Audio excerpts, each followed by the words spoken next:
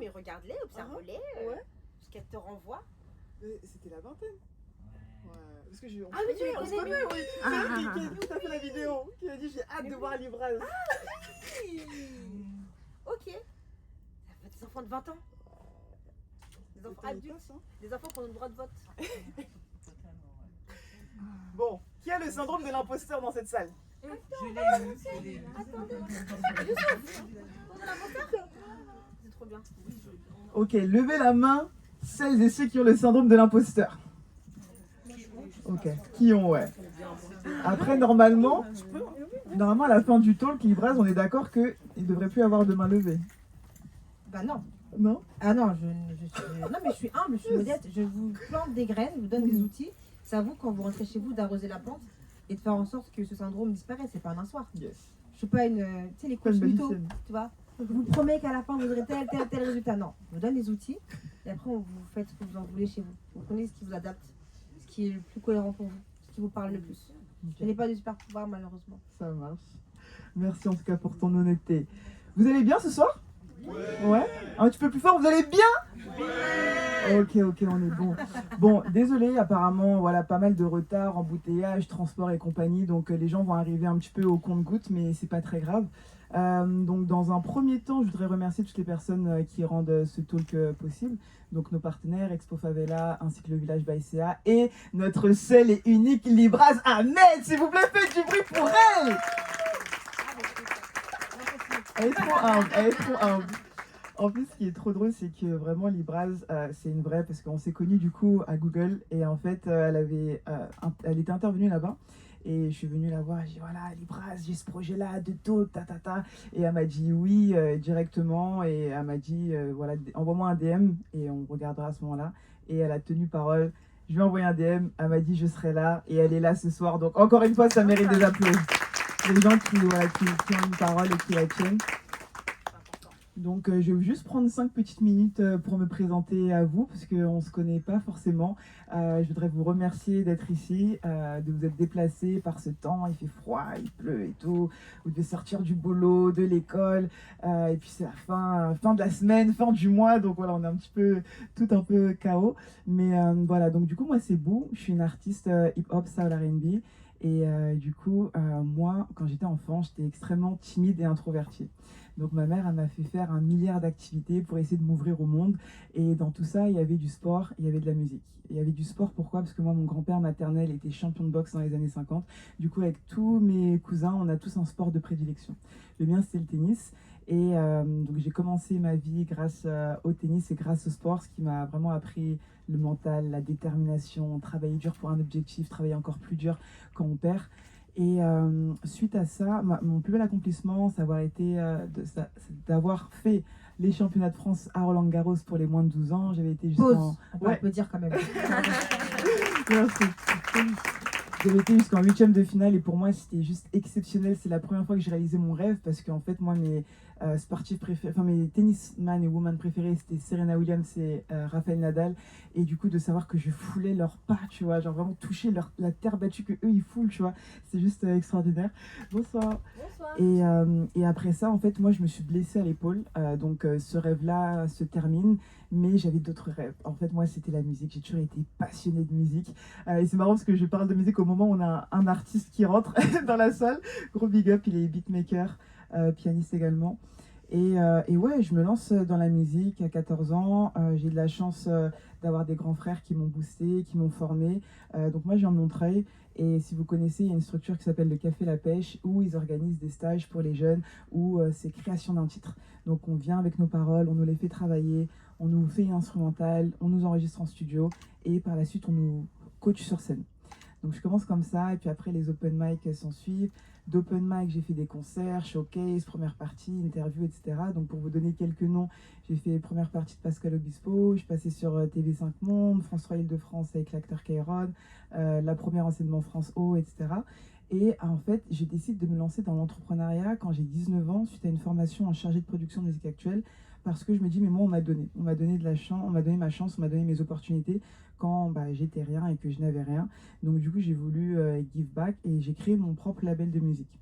Et j'ai fait ça pendant 3 ans, j'ai produit et managé d'autres artistes. Et en fait, ça a été les 3 meilleures années comme les 3 pires années de ma vie. Donc les 3 meilleures, pourquoi? Parce que j'ai réalisé ce nouveau rêve d'être productrice, d'être manager.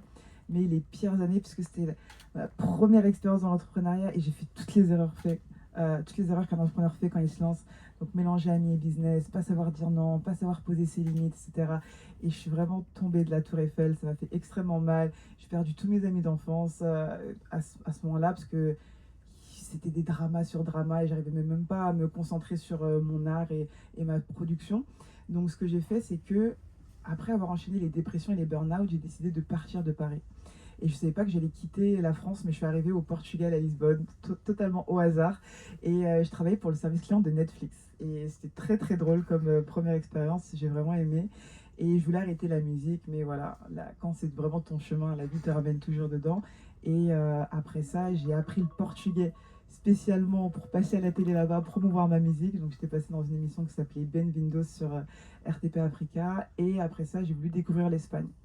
Et je suis arrivée à Barcelone et j'ai eu l'opportunité là-bas de performer pour l'un des plus gros festivals qui s'appelle le Cruella.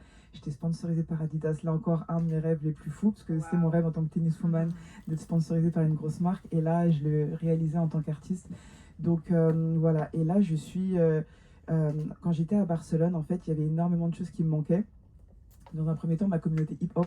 Voilà, les gens, ils écoutent que de l'électro là-bas, deep house, techno ou du reggaeton. C'était pas du tout ce que moi je faisais. Donc déjà, j'étais perdue par rapport à ça et je ne voyais pas non plus ma communauté afro. Donc du coup, inspirée par une sista au Portugal que j'avais connue qui s'appelle Heather, qui avait créé la communauté Black in Portugal, j'ai créé ma communauté Black Women Entrepreneur in Barcelona. Et ça a démarré d'une manière hyper informelle. On était 5-6 à se retrouver dans un parc. Et puis après, on a grandi, la communauté a grossi. Et puis un jour, les filles m'ont dit, mais bon, il faut absolument qu'on crée nos événements, il faut absolument qu'on ait notre propre Instagram et tout. Et moi, je dis, mais je sais pas, moi, je faisais vraiment ça parce que je me sentais seule. Je n'aurais jamais pensé que c'était un vrai projet. Et finalement, on l'a fait. On a commencé à animer des talks sur Black Excellence, sur comment créer sa communauté. Et puis, en fait, on a créé un vivier d'entrepreneuses où on créait des opportunités entre nous. On faisait des partenariats, des collaborations. On lançait même des business. Et puis, à la fin, quand je suis partie, donc au bout d'1 an que j'avais créé cette communauté, il y avait j'avais repéré plus de 200 sistas en fait, entrepreneuses qui venaient de partout d'Europe, d'Afrique, des États-Unis, d'Amérique latine. Donc c'était vraiment, vraiment enrichissant. Après, pour moi, c'était vraiment intense l'Espagne. Donc je suis revenue à Paris là, dès le mois de septembre, depuis le mois de septembre. Et j'avais envie de continuer dans cette lancée-là, de mettre des sistas en avant sur scène. Et pourquoi Love Face Resilience C'est parce que je pars du principe que toutes les personnes qui m'ont inspirée dans ma vie ont toutes ces valeurs-là. L'amour pour leur art, la foi qu'elles vont y arriver, et la résilience, parce qu'à chaque fois qu'elles tombent, elles se remettent sur pied et elles continuent. Donc ça, c'était mon introduction. Merci beaucoup de m'avoir écouté. Et ce soir, je voulais parler d'un thème qui nous touche tous et toutes en tant qu'entrepreneurs, qui est le syndrome de l'imposteur.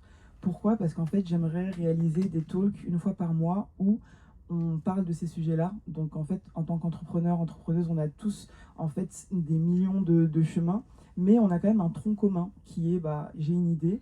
Maintenant que j'ai une idée, il va falloir que je la défende, mais j'ai le syndrome de l'imposteur, j'ai peur, j'ai pas forcément confiance, je l'ai jamais fait, j'ai pas d'expérience, etc. Et du coup, j'avais vraiment envie de parler de ça. Et du coup, je remercie encore Libraz d'avoir accepté mon invitation pour cela. Donc encore merci, vraiment un immense merci pour être ici avec nous ce soir. Et puis on va commencer notre petite interview. Donc première question, c'est pour les personnes qui ne te connaissent pas, est-ce que tu peux te présenter? Qui es-tu? Avec plaisir. D'abord, merci pour ta confiance. Merci beaucoup parce que comme je te disais avant, quand on crée du contenu, on voit des chiffres, on voit des chiffres accumulés. Et là, le fait de vous rencontrer en vrai, de voir que le travail a un réel impact, c'est hyper touchant. Donc merci beaucoup d'être venu aujourd'hui. Et merci de m'avoir invité. Merci pour la confiance. Donc, je m'appelle Libraz, j'ai 33 ans, bientôt 34. Je suis maman de 2 enfants. Pour faire courte, je suis coach pour les femmes depuis 3 ans. De base, j'étais infirmière pendant 4 ans, puis j'ai ouvert un salon de coiffure qui a très bien fonctionné pendant 5 ans. Donc on a connu un petit peu l'argent, le machin, le succès, les voyages, première classe et tout machin. Et je me suis rendu compte que, contrairement à ce qu'on m'avait enseigné, l'argent, ça fait pas le bonheur. Vraiment, donc j'ai fait un burn-out, une dépression. Je suis partie toute seule en voyage solo, à Oman, au bout du monde. Pendant 5 jours, j'ai strictement rien fait. Et je me suis dit, mais enfin, pourquoi je me sens pas bien dans ma peau? Je suis jeune, je suis mariée, j'ai des enfants, j'ai la maison, on a le business, machin. On a coché les cases, pourquoi je ne vais pas bien? Donc quand je suis rentrée de ce voyage, j'ai vendu mon business. Mais pourquoi tu l'as vendu, machin? C'est rien. Si je l'ai fait une fois, je peux le faire 20 fois, c'est pas grave. Je me suis formée en coaching parce que je ne pouvais pas me baser uniquement sur mon expérience de vie pour accompagner des femmes. Sinon, je vais projeter. Sinon, je serai un gourou qui vous dit j'ai la réponse et puis voilà. Non. Je me suis rendu compte que les femmes, on est capable de tout. Littéralement, on est capable de tout. Simplement, on ne s'autorise pas. La société ne nous autorise pas non plus à briller.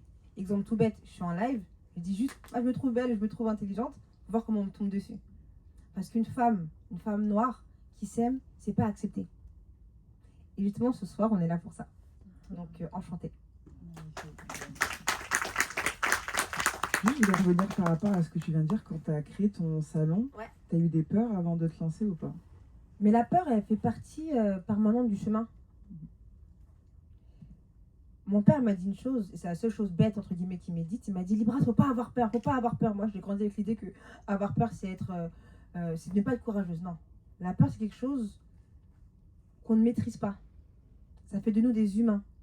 Ça fait partie d'un mécanisme de survie. Si j'ai pas peur, je vais pas pouvoir me protéger. Exemple tout bête, si un lion rentre dans la salle et que j'ai pas peur, je vais lui faire un câlin, tu vois. Alors que si j'ai peur, je vais pouvoir me protéger, je vais pouvoir me cacher et survivre en fait. La peur, ça me permet de survivre et de me protéger. Et ce serait totalement stupide, je dis bien le mot stupide, de vouloir lutter contre la peur. Elle est là. Maintenant, l'idée, c'est de faire quoi? C'est de la regarder et de la surmonter et de la voir telle qu'elle est. Parfois, c'est juste une perception erronée d'une réalité. Il faut en avoir conscience. Et généralement, ce que je fais quand j'ai peur, je vais jusqu'au bout de mon délire. Ok, j'ai peur. J'ai peur de quoi? Dans mon business, par exemple, c'était manquer d'argent. Ok, si je manque d'argent, qu'est-ce qui va se passer au pire? Et tu vas au fond. Et tu vas au fond, tu vas te rendre compte à quel point parfois c'est absurde. Mais il faut savoir s'écouter. Voilà comment j'ai fait. Et c'est pas que j'ai pas eu peur, c'est que j'ai grandi avec cette idée. Et c'est là l'importance des croyances et l'importance d'éduquer ses enfants et ses filles. Quoi que je fasse, je vais réussir. Simple. Voilà. J'aime bien ce quand tu dis que tu vas creuser. Ouais. Quand tu vas creuser de pourquoi j'ai peur et cette peur-là m'emmène à quoi, à quelles croyances limitantes. J'aime bien ça. Moi, je peux développer. T'inquiète, on a le temps. On va y revenir. Ça va? Si je parle trop vite ou c'est parce que je suis crevée. On est vendredi soir, d'accord? Donc si j'articule pas ou je parle trop vite, n'hésitez pas à me reprendre. Je le prendrai pas mal du tout. Vous êtes déplacé, autant comprendre ce que je dis. Voilà. C'est sûr. Donc Libraz, aujourd'hui, on te connaît et reconnaît comme étant une femme confiante et éloquente. Si tu pouvais rencontrer la Libraz enfant ou adolescente, quel message voudrais-tu lui transmettre? Ok, messieurs, désolé. S'il y avait un conseil que je pourrais me donner, c'est aie le courage d'un homme blanc médiocre. Parce que eux, parfois, ils sont médiocres, ils sont pas compétents, ils ont même pas la moitié du tiers, du dixième de notre capacité à se mettre au boulot et ils foncent. Donc ce serait un conseil. Agis comme un homme blanc, moyen, médiocre, et son courage. Arrête de te mettre la pression. Tu n'es pas venu au monde pour être parfaite. La perfection n'existe pas. Fais, et après tu avises. Fais, et tu avises. Fais, et tu avises. Il n'y a que comme ça que tu vas réussir. Voilà. Et tu es digne d'amour. Voilà. Ça, c'est important. Quel a été le ou les moments marquants de ta vie où le syndrome de l'imposteur s'est manifesté à toi? Seigneur. Je dis Seigneur. Le syndrome de l'imposteur, on l'a tout le temps. Tout le temps. Il n'y a pas de... On n'arrive pas... En fait, c'est comme le syndrome de l'imposteur, la confiance en soi. C'est pas une finalité. C'est de savoir l'accueillir et le surmonter. Moi, mon syndrome de l'imposteur, il m'a coûté 15 000 euros. 15 000 euros m'a coûté. Pourquoi? J'arrive. J'arrive.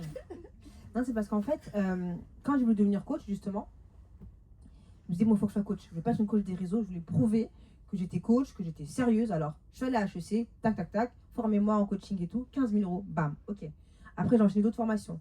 Encore 5 000 euros, bam. Donc, 15 000 euros, mais c'est plus. 5 000 euros encore la formation. Après, j'en ai fait une autre encore. 5 000 euros encore. Et en fait, j'ai enchaîné les formations parce que j'avais besoin de prouver que j'étais compétente dans mon métier. Alors que j'ai rien appris de dingue en formation. C'est beaucoup de bon sens. C'est beaucoup de bon sens. Et puis de base, je suis infirmière, tu vois. Donc ce qu'ils m'ont dit, je savais déjà. Mais j'avais tellement peur de ne pas être prise au sérieux que j'ai dépensé en formation alors que c'est inutile. Il y en a qui sont moins bien formés. Il y en a qui sont même pas compétents. Ils disent je suis coach. Et moi, j'avais tellement ce besoin de prouver que j'étais capable que j'ai enchaîné les formations, mais pas que ça. Fallait me voir sur les réseaux. J'avais mon béret, mes lunettes, bah, comme les tiennes d'ailleurs, tu sais, mes lunettes Louis Vuitton. Et puis je disais, vous savez, oui, le coaching, nanana. Là, il faut que j'adopte une posture pour qu'on me prenne au sérieux. À partir du moment où j'ai compris que si je ne m'autorise pas à être moi-même, à me valider, ça ne servait à rien. Donc je suis compétente. Et j'ai demandé à mes profs coachs, parce qu'en plus c'est coach HEC, donc c'était coach de ça, tu vois. Vu le prix qu'on paye, ils ont intérêt à répondre à la question. En fait. J'ai demandé, mais comment est-ce que je vais savoir que je suis une bonne coach? Et alors, bons coachs qu'ils sont. Je ne sais pas s'il y en a qui connaissent le coaching, mais le coaching, c'est l'art de poser des questions. On n'apporte pas des réponses. On n'est pas des gourous. C'est les gourous qui apportent des réponses. Moi, je ne suis pas un gourou. Bref. Et du coup, tu poses une question et tu fais la formation coaching. Et à la fin de la formation coaching, tu as ta réponse normalement. Et ils m'ont dit bonsoir. Bah, je vous en prie, installez-vous. Et ils m'ont dit, est-ce que les gens reviennent? Est-ce que les femmes sont contentes? Est-ce que tu vois une transformation dans ce que tu fais? C'est bon. Tu n'as pas besoin de plus que ça. Et I was like, c'est vraiment deep, tu vois. Donc voilà. Le syndrome de l'imposteur, ça touche tout le temps. Et c'est normal parce que je suis une femme. J'ai grandi avec l'idée qu'il faut que je reste à ma place. Je connais pas d'autres femmes noires qui me ressemblent, qui faisaient du coaching. Et puis surtout, ce truc de reste à ta place, tu te la racontes. Ta salon de coiffure, c'est déjà bien. De base, t'es infirmière, tu fais l'argent. Enfin, tu vois, toujours reste à ta place.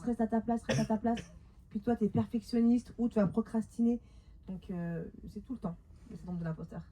Il y a une question qui me vient, c'est comment ton passé d'infirmière te sert aujourd'hui dans ton coaching? De la posture, la mise à distance. Je ne veux pas être embarquée avec vous. Alors, je ne veux pas vous faire peur, hein, mais par exemple, en retraite, il y a des filles qui vont pleurer, mais je ne vais pas te faire de câlin. Pas parce que ça ne me touche pas, mais parce que en tant que professionnelle, comment est-ce que je vais t'accompagner si je pleure avec toi? Et le fait d'avoir été confrontée à la mort, le fait d'avoir été confrontée à des maladies, d'avoir perdu des patients, l'hôpital c'est comme dans Grey's Anatomy, hein, c'est trop ça. Du coup, tu as l'habitude d'être confrontée à la mort, aux urgences et tout machin. Du coup, ça m'aide à prendre du recul, premièrement. Deuxièmement, le concept de non-jugement. Tu vois, pas de jugement de valeur, être neutre et tout, ça m'a beaucoup aidé. Et le côté confidentiel. Tu vois, le secret médical, bah, c'est un truc que tu gardes en toi en fait à chaque fois. Donc ça m'a beaucoup aidé là-dedans. Et de toute façon, quel que soit le métier que vous faites aujourd'hui et celui que vous voulez faire demain, eh ben, vous perdez rien. Il y aura toujours quelque chose que vous aurez appris qui va vous accompagner dans votre carrière suivante, qui va vous servir. Donc en fait, en vrai, on perd rien quand on évolue, juste on grandit. Selon toi, pourquoi il arrive que l'on ne se sente pas légitime dans un domaine où l'on a toutes les compétences? Parce qu'on est né dans le mauvais sexe, tout simplement. On est dans une société où on encourage les hommes à prendre des risques, à oser, à essayer. On leur donne le droit à l'erreur. Nous, on doit être parfaite. On doit être parfaite. Donc quand on grandit, on va se dire, ok, erreur est égale défaut. Et je m'en fous que je sois parfaite. Donc je ne vais pas tenter, je ne vais pas oser. Et surtout, j'ai besoin de cette validation. Quand j'enchaîne les diplômes, c'est pas pour moi. C'est pour dire aux gens, regardez, j'ai fait HEC. Regardez, j'ai fait la PNL. Regardez, on m'a dit oui. Mais ça, c'est typiquement féminin. C'est les femmes qui sont touchées par le syndrome de l'imposteur, c'est pas les hommes. Enfin, si, mais différemment, on va dire. Donc voilà. Et comment trouver la confiance en soi quand on transitionne d'un métier à un autre ou d'une industrie à une autre? Parce que toi, tu as fait infirmière à être propriétaire de ton salon de coiffure, puis après coach, puis après organiser des retraites. Alors la question, c'est comment avoir confiance en soi, malgré tout? Ouais, comment trouver la... Par exemple, tu vois, moi, j'étais dans le tennis. Ouais. Première fois que j'ai fait mon open mic, j'étais en stress, pas possible. Tu vois, j'avais plus de salive dans la bouche, j'ai mon cœur qui battait la chamade. Puis après, ce qui s'est passé, c'est quand je suis passée manager, pareil, j'ai jamais fait ça. Moi, j'arrive, oui, je suis manager d'un tel. Tu vois, il fallait quand même que je dépasse cette peur-là. Ensuite, je suis passée coach aussi, ça a été le plus dur. Parce que quand j'ai eu mes clients la première fois, les potentiels clients que j'allais pitcher, allez voir, c'était en ligne. Hein. Les genoux, ils étaient comme ça. Alors que c'est quelque chose que je fais tout le temps, tu vois, je coach tout le temps les gens, mais dès qu'on a dit que voilà, c'est quelqu'un qu'on connaît pas, et là maintenant la personne elle va payer, j'étais en stress, pas possible, alors que finalement c'est des personnes que j'ai accompagnées par la suite, tu vois. Après quand je suis passée agent du service client, premier appel, horrible, je suis en stress.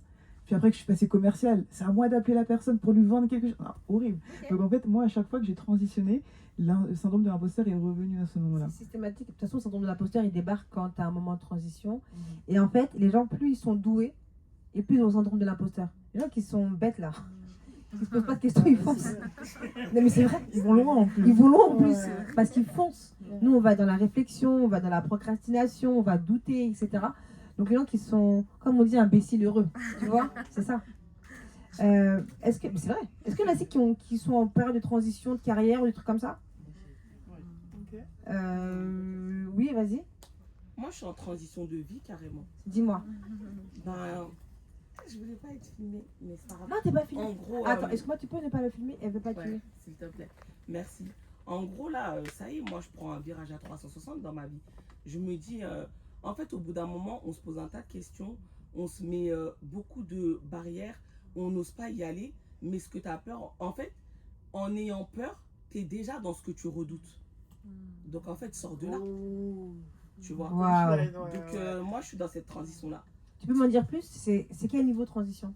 Pro, perso? Pro, même perso, même vis-à-vis de moi. En gros, après, moi, je suis une personne qui a eu beaucoup d'épreuves dans ma vie, mais je me suis beaucoup relevée.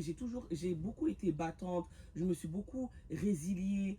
Mais aujourd'hui, genre, j'ai décidé de vivre, pas de survivre, pas de résilier, pas de me battre. Genre, en gros, Oui. voilà. Vous entendez bien derrière? Ok, ça me sinon je t'aurais dit. Donc voilà, aujourd'hui moi je vis, ça veut dire que même si tous les objectifs de vie je les ai pas encore atteints, je suis dedans. Je suis dans mon rôle, je suis dans mes rêves, je suis sur le chemin et je le vis là, je suis pas en train de me battre en fait, je suis en train de, Bravo. je suis en train de kiffer. Bravo. Même si c'est difficile, je suis en train de kiffer ma difficulté parce que je sais Bravo. pourquoi en fait. Et là tu l'as choisi. ça. Tu ne Exactement. subis pas, tu choisis tes combats. Et bravo. Exactement. Bravo. Tu peux être fier de toi. Voilà, merci. Bravo. J'aime ça. Ah ouais. C'est pour ça qu'on s'est levé, non? Waouh. Bravo. Bravo. D'autres filles qui sont en transition en ce moment? Oui, vas-y, on t'écoute, 24 ans. C'est pas présentée, parce qu'en fait, elle s'est pas présentée. Elle dit qu'elle a 24 ans, c'est tout. Je me demande, t'appelles 24 ans. Elle fait, non, je t'inquiète. Comment tu t'appelles, excuse-moi? Liandra. Enchantée, t'es très jolie. Du coup, moi, c'est une transition professionnelle. Comme j'ai dit, je suis en Master 2. Ouais. Voilà, et je m'intéresse beaucoup à l'audiovisuel. Je fais un podcast. Et quand tu as été. Enfin, j'ai grandi dans une famille, j'ai pas grandi en France, j'ai grandi en Côte d'Ivoire, du coup. Et j'ai été éduquée par mon père. Et ça a toujours été tu dois faire tes études, faire ceci, avoir un travail. Et après, là, je vais avoir mon master bientôt, là. On me parle déjà de après, tu fais quoi tu vas travailler où est-ce que tu te vois avoir des enfants? Alors que c'est pas des trucs auxquels je pense pour les prochaines années tout de suite. C'est trop tôt. Voilà, et on me pose ce genre de questions-là, alors que moi, je vois plus dans la découverte. Mon podcast, je suis en train de le faire. Je pense à la découverte en matière de culture africaine, par exemple, ce que je vais inculquer à mes enfants ou aux personnes qui m'entourent. Donc c'est plus dans ce domaine-là. En plus de mes études, je suis en train de voir vers d'autres voies où je peux me tourner. Et pour l'instant, c'est pas être dans un bureau à 9h-17h, c'est pas mon Cauchemar. truc. Ouais. Voilà, c'est plus ça. Enfin, cauchemar, je sais pas, mais en tout cas, à ton âge, ce serait dommage, ouais. Oui, cauchemar pour les parents surtout, parce que je suis en train de les choquer un peu, mais ils vont s'y On les faire. choque tous, hein. Non, mais Ils vont on les s'y choque faire, tous, ouais. les parents. C'est- Tu sais que c'est ça. mon père, il a encore l'espoir que je redevienne infirmière. Pour lui, tout ce que je fais depuis 10 ans, là, c'est du bullshit, hein. Pour lui, enfin, pour eux, si j'ai pas un CDI, mon père, pour lui, il dit c'est bien tes voyages, mais tu vas retourner quand à l'hôpital? Vraiment, les parents, ils ont vraiment du mal à. Mais je pense en vrai, avec le temps, vu que nous on change, il change aussi, parce que mon père, il y a 3 ans, si je lui avais dit, il voulait que je fasse du droit, j'ai laissé tomber le droit. Je crois qu'on s'est pas parlé pendant une période parce que je faisais pas de droit. Oui, parce qu'il aimait vraiment, c'était une passion qu'on aimait tous les deux. Moi j'ai aimé parce qu'il aimait, donc il me voyait pas faire autre chose, il avait déjà tracé et tout. Et là, quand je parle de podcast ou je parle de photographie, limite c'est lui qui s'investit dans mes projets maintenant. Donc, je trouve C'est pas que- rediffusé. je trouve que c'est, même si nous on change, on aide les parents aussi à comprendre le Exactement, changement. bien sûr, bien sûr. Et puis de toute façon, tes parents, ça... en fait, les parents, ça va les choquer sur le moment, Ouais. mais ça reste tes parents. Il faut que tu leur prouves aussi. Oui. Il faut que tu leur prouves que.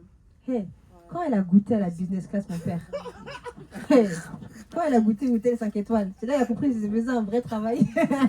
Quand elle était infirmière, elle avait pas ça, papa. Hein. Hey, maintenant elle me demande 1000 euros comme si elle me demandait 5 euros. Mon père, hey. Mais Au fond, il veut comme que je sois encore infirmière, ça la rassure. Excuse-moi, du coup, par rapport à de transition, pour répondre à ta question, excuse-moi. Ce que je fais, c'est que je m'assois, je fais le bilan, et je me demande toujours pourquoi, qu'est-ce que moi je veux. Et je fais tout le temps, mais systématiquement, c'est pour ça qu'on m'appelle la folle du bus, je sais pas. Je fais abstraction de ce que les gens pensent. Je fais abstraction de ce qu'ils attendent de moi. Ce que tu attends de moi, c'est ton problème. Ça me regarde pas. Exemple bête, bon, j'en parle tout le temps, je sais. Là, je me suis séparée pour la 2e fois. C'est pas mon problème ce que tu penses. Ça, c'est ta vision à toi de la réussite de la vie. Moi, ma vision de la réussite de la vie, c'est de quitter quand ça ne va pas et de me dire, ok, j'ai été aimée pendant 10 ans, c'est pas donné à tout le monde, maintenant chacun reprend sa route. Et en fait, je pense que c'est ça qui va vous aider, c'est vraiment de vous affranchir des attentes de la société. Avant, on n'avait pas le choix, on parle de nos parents, on n'a pas le choix, tu sais, quand ils te parlent de droit, c'est pas que t'as pas le choix, c'est qu'on te l'inculque. Tu vois, on te l'ancre en toi. Mais une fois que tu es adulte, tu as le choix. Tu as le choix. Il faut reprendre ton pouvoir. Donc moi, à chaque fois que je vais transitionner, je me dis tout le temps, je suis capable. Je me raccroche à des faits. Parce qu'en fait, le cerveau, il va se raccrocher à des histoires. Vous allez raconter des scénarios. Par exemple, ton mec, il va pas te répondre. Non, mais il me trompe, machin. On va toujours se faire des scénarios. Parce que le cerveau a horreur du vide. Revenez à l'essentiel. Faites le point. Quelles sont mes victoires? Bonsoir. Bienvenue. Oh là là, elle est en retard. Oh là là. C'est n'importe quoi. Non, moi, hey Youssouf, moi aussi je vais devenir comédienne. Hein? Je vais devenir comédienne avec toi. Ça marche pas le coaching, je ferai du one-man show, c'est pas grave. Tu veux le tuer ton père. Grave. Mon père, il comprend pas. Des fois, il y a des gens, parenthèse, excusez-moi, mon père, des fois, il y a des abonnés qui vont le voir, qui nous font la bise. Il me dit, j'ai vu une de tes copines, mais c'est pas ma copine, d'accord, je ne connais pas. Mais m'a fait un bisou, il est trop mignon en fait, je pense sur les. Tu sais, des fois, il comprend pas, c'est trop marrant. Il leur fait des câlins, des bisous. Mais j'ai vu ta copine, c'est une. Mais il la connaît pas. 140 000 à me suivre, moi je le connais. Mon père, il est. Ouais, vraiment, je pense que lui, il a vraiment réussi son immigration. Franchement, ces filles, elles ont pris le relais, quoi, trop cool. Anyway, en tout cas, par rapport au fait de transitionner, vraiment, je suis accrochée à ces victoires factuelles. Par exemple, je sais pas, j'ai eu mon permis au bout de la 5e fois. Qu'est-ce que ça dit de moi? Ça dit de moi que je suis une personne qui suis persévérante. Ok, bonsoir. Et cette persévérance, du coup, je peux la réappliquer à d'autres domaines de ma vie. Être factuel, être juste. Premier point. Deuxième point, se parler comme si j'étais ma meilleure amie. Parfois, on a un niveau d'exigence, on a un niveau de dureté, de cruauté même, immense. Même ma pire ennemie, je ne dirais pas ça, tu vois. Donc, je pense que c'est important d'être juste vis-à-vis de soi-même. Et surtout de se poser la question de, ok, admettons que j'ai peur et que j'y vais pas. Ok? Je continue ma vie comme elle est aujourd'hui. Dans 5 ans, je serai où? Je serai toujours en dépression, toujours dans l'anxiété, toujours dans le doute. La vie, elle est beaucoup trop courte, je pense, pour pouvoir se priver d'expérience. Et pour la petite histoire, moi, ce qui m'aide beaucoup Libraz en tant qu'individu, c'est que je sais que ma mère, paix à son âme, elle est morte, elle avait 40 ans. Ok? Moi, j'en ai 34. Et je sais que c'est bizarre mon calcul, mais je me dis que, admettons que je me remets ma je sais pas, on a toujours l'impression qu'on va mourir à l'âge de nos parents. Je me dis, s'il me restait 6 ans à vivre, comment est-ce que je voudrais les vivre? Pas mariée. Je suis trop chaud.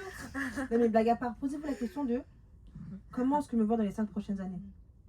Et après vraiment se poser la question, ok là j'ai peur. Pensez à toutes les fois où vous avez su surmonter la peur et que c'était pas si terrible que ça. C'était toujours pire dans notre esprit que dans la vérité. Vous voyez ce que je veux dire? Pensez à un moment dans votre vie où vous avez eu peur, vous l'avez quand même fait. Et ce sentiment de fierté que vous avez tiré. Et surtout, encore une fois, je repose la question, si je ne change pas, j'en serai où dans 5 ans? Et si je passe à l'action, qu'est-ce qui peut se passer au pire des cas? Vas-y, c'est quoi le pire scénario?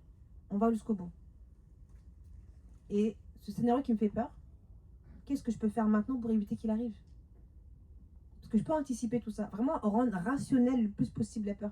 La peur, c'est une émotion, c'est beaucoup de notre imagination qui est en jeu.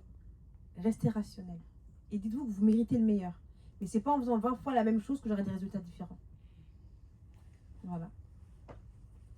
Et pour les personnes qui combattent cette peur et qui là maintenant se lancent, tu aurais quoi comme conseil pour ces personnes-là? Qui se lancent? Ouais. Ok. Ce que vous ferez, c'est nul. Acceptez-le. Vraiment, ce que vous allez commencer là, c'est nul. Voilà. C'est acceptez-le. On n'est pas là pour être parfaite. Mieux vaut faire un départ qui est nul, mais au moins c'est fait. d'attendre la perfection. Acceptez que vous serez imparfaite au début. Quand je regarde mes vidéos YouTube il y a 3 ans, putain. Et vous avez liké ça? C'est vraiment méchant. Tu vois? Non mais c'est vrai, bien, un exemple tout bête, tu vas sur la page Instagram, je sais pas, par exemple, Yanissa ou Sally, scrollez un petit peu pour voir leurs anciennes vidéos. Mais elles l'ont fait. Et après, elles sont améliorées en faisant. C'est en faisant que vous allez vous améliorer. Il y a un temps pour réfléchir. Et c'est important d'avoir une structure, d'avoir un squelette. Ça, c'est hyper important. On n'est pas non plus des inconscients. On peut rigoler, tout machin. Mais il faut quand même une bonne base. Et il y a un temps pour agir. Et il n'y a que l'action. C'est quand vous passerez à l'action que vous aurez des réponses.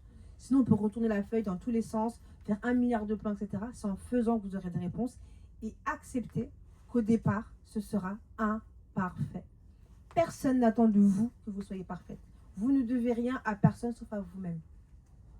Faites de votre mieux et lâchez prise. Faites, observez, réajustez. Faites, observez et réajustez. C'est pas en réfléchissant pendant 150 ans que vous allez passer à l'action. Pensez à la femme qui vous inspire le plus au monde. Écoutez. Bonsoir. Bonsoir. Ils sont toujours en retard.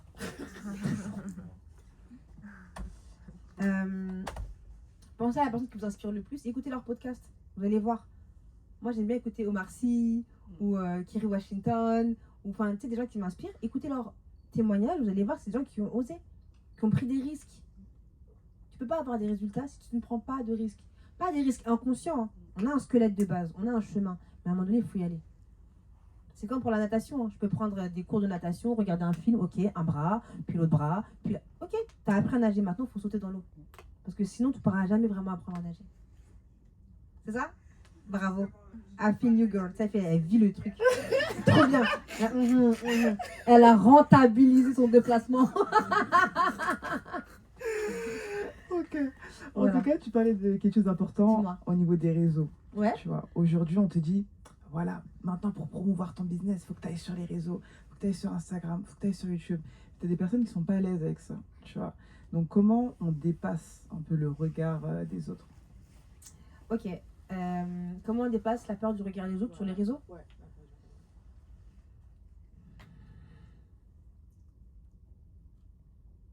La peur du regard, c'est quelque chose de normal. Notre cerveau il perçoit la peur du regard comme étant un danger. On n'est pas conçu pour avoir des milliers d'yeux sur nous. Notre cerveau se dit danger. Donc ça, c'est totalement normal. Une fois que vous avez compris que votre cerveau veut vous protéger, c'est un premier pas. Maintenant, c'est la question du pourquoi. Pourquoi est-ce que je suis sur les réseaux?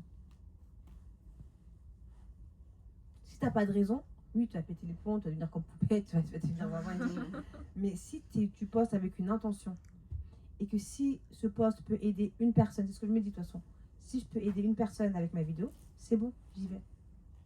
Ça, c'est un premier point. Et deuxième point, moi, j'ai beaucoup d'empathie pour mes haters. Vraiment, j'ai vraiment beaucoup d'empathie pour eux parce que je me dis à quel point il faut se sentir misérable dans sa vie pour déverser sur Internet. Comment est-ce qu'on peut prendre au sérieux des personnes?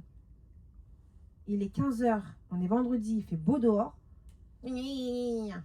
À part avoir de l'empathie pour eux, tu ne peux rien d'autre. Aussi, il faut faire un travail sur vous-même.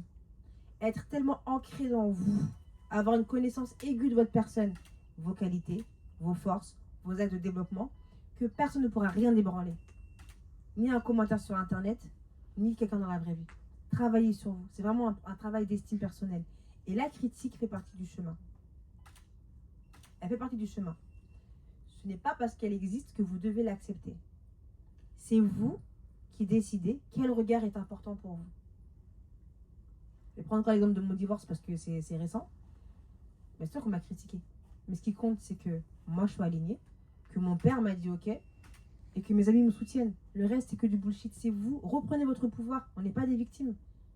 Les gens vont vous juger. Et j'ai une règle d'or. Si tu n'es pas là où je veux être dans la vie et que tu ne veux pas m'aider à grandir, mon avis, je m'en fous. C'est simple. C'est moi qui décide quel regard est important pour moi. Et quand je poste sur les réseaux et que je sais que derrière ça va aider des femmes, c'est ce qui m'importe le plus. Je donne plus de poids à un message qui me dit putain merci Libras, grâce à toi j'ai pu me séparer de mon mec violent, j'ai pu reprendre mes études, j'ai pu avoir confiance en moi, qu'une vieille fille frustrée qui va me dire ah t'as divorcé, ouais ok salut, bonne journée. Parce que finalement, factuellement ça ne change rien. Quand je pose mon téléphone, par la grâce de Dieu, mes enfants sont en bonne santé, la maison elle est là, le frigo il est rempli. Le reste, c'est que du bullshit. C'est moi qui décide. Vraiment, c'est vous qui décidez. Demain, vous allez mourir. Ce sera fini. Et je suis sûre que vous avez un message à faire passer. On est entrepreneur, je ne sais pas qui est entrepreneur, mais votre produit que vous voulez vendre, votre service que vous voulez vendre, il a une raison d'être. Et c'est ça qui est important. Le reste là, c'est pas votre problème. Les gens projettent sur vous. Les gens ils projettent sur vous. Hein. Mais ça, encore une fois, ce n'est pas votre problème. C'est votre problème que si vous l'autorisez à l'être. Le reste, c'est vous reprenez votre pouvoir. C'est juste ça que je veux vous dire. Reprenez votre pouvoir. Dis-moi. Excusez-moi, je voulais juste faire une parenthèse, si je peux me permettre. Moi, je dirais même en fait, la peur du regard des autres, on la dépasse en dépassant la peur de son propre regard. Oui, c'est ça. Tu vois, si je sors de chez moi, je me dis que je suis fraîche. Tous les gens qui vont me regarder ce jour-là, je vais penser qu'ils me regardent parce que je suis belle. Si je sors de chez moi, je me dis, purée, comment je suis une clocharde aujourd'hui. Même si quelqu'un me dit, madame, vous avez des super beaux yeux, je vais dire, Miskin, il me dit ça pour me rassurer parce que lui-même, il voit comment je suis KO. Tu vois? C'est-à-dire, en fait, moi, je me dis la vérité. Hein. Tout commence par nous. Toutes les peurs, c'est nous. Tous les traumatismes, toutes les limites, c'est nous. C'est les histoires qu'on se raconte. C'est la vie qu'on a de nous. Le dialogue interne est hyper Vraiment. important. Moi, Bravo. je me dis ça. Bravo. En fait, c'est pas les gens le problème. Le vrai problème, c'est C'est nous. ouais, c'est nous. Qu'est-ce qu'on autorise ou pas? Exactement. Bravo. Franchement, merci, tu as tout résumé. Bravo. C'est ça, Bravo. vraiment. Voilà, comme je disais tout à l'heure, quand tu es ancré, tu t'aimes, tu as confiance en toi, le monde il peut te passer par-dessus, c'est pas ton problème. Mais ça prend du temps, ça demande de l'honnêteté, ça prend du temps et c'est un travail d'une vie. On n'est jamais arrivé au point de culminant de la confiance, c'est pas vrai. C'est un travail de tous les jours. Et comme elle a dit, comment ça s'appelle excuse-moi?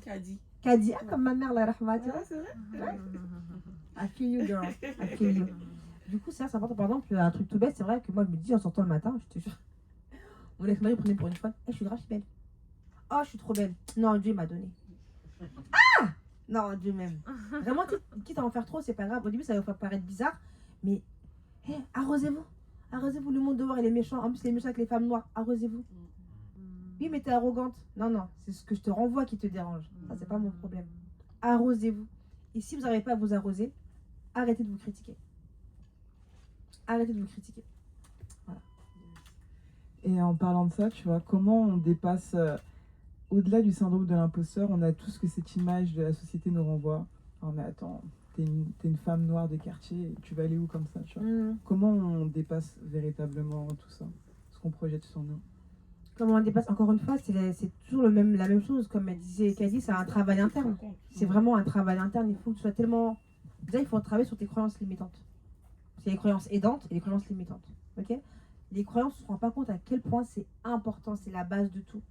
Les croyances, elles vont impacter mes pensées vont impacter mes émotions, et mes émotions vont impacter mon comportement et mes actions. On croit qu'on est des êtres rationnels, pas du tout.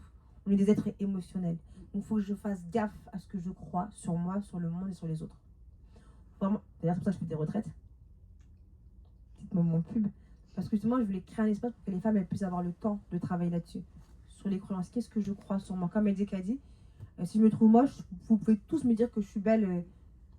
Si j'y crois pas, j'y crois pas. Tu vois ce que je veux dire? Donc, ce qui est important, c'est d'identifier mes croyances limitantes, d'où elles viennent. Je sais pas, comme croyance limitante, on peut avoir... je suis une jeune de quartier, machin, machin. Ok, mais qui t'a dit ça? C'est vrai? T'es sûr que c'est vrai? Ok. Cherche un contre-exemple. Par exemple, je sais pas, moi, Assa Traoré, elle vient des quartiers, mais elle est avec le boudin. Tu vois? Ou je sais pas, tu prends un exemple de n'importe qui. Cherchez des contre-exemples qui vont venir casser cette croyance limitante. C'est hyper important. Et d'enrichir les croyances aidantes. Par exemple, moi, ma croyance qui m'aide beaucoup, je suis persuadée, et que Dieu m'en soit témoin, que Dieu me préserve de l'orgueil, quoi que je fasse, je vais réussir. Je ne sais pas quand, je ne sais pas comment, mais je sais que je vais réussir quoi qu'il arrive. Et ça, il faut en être persuadé. Et en fait, l'esprit et la confiance, c'est comme un muscle. C'est un muscle. Tu ne peux pas me dire, ouais, je veux un ventre plat et je vais pas à la salle. Pardon, désolé, t'es déçu, hein? Non, il faut aller à la salle. Non, il faut aller à la salle. Tu allais dire, il y a Ozempic maintenant. Oh, pardon, moi je veux pas la promotion de ça. On est en live, hein. Attention. Moi je veux pas la promotion de ça. Non, mais vraiment, blague à part, vraiment, se dire que c'est un muscle. Des moments, en fait, le but de la confiance en soi, c'est pas d'arriver au top. C'est de se dire, il y a des moments en bas, je les accepte. mais j'ai assez de ressources pour pouvoir rebondir et remonter. C'est ça le vrai travail à faire. Et quand on projette sur toi, il faut avoir conscience que les gens projettent sur toi. Leur vérité n'est pas la vérité. Elle est ce que si tu l'acceptes.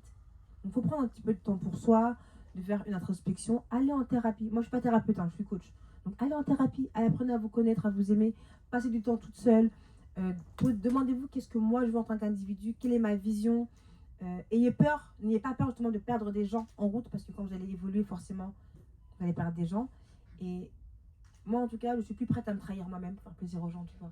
Donc c'est important. Et si les gens me disent, oui, mais t'es noire, mais t'es volée, t'es machin, c'est vrai. L'environnement joue, parce qu'il n'y a pas que nous. On peut vouloir, et parfois l'environnement joue. Sortez de l'environnement. Sortez. Moi, je vais à des endroits.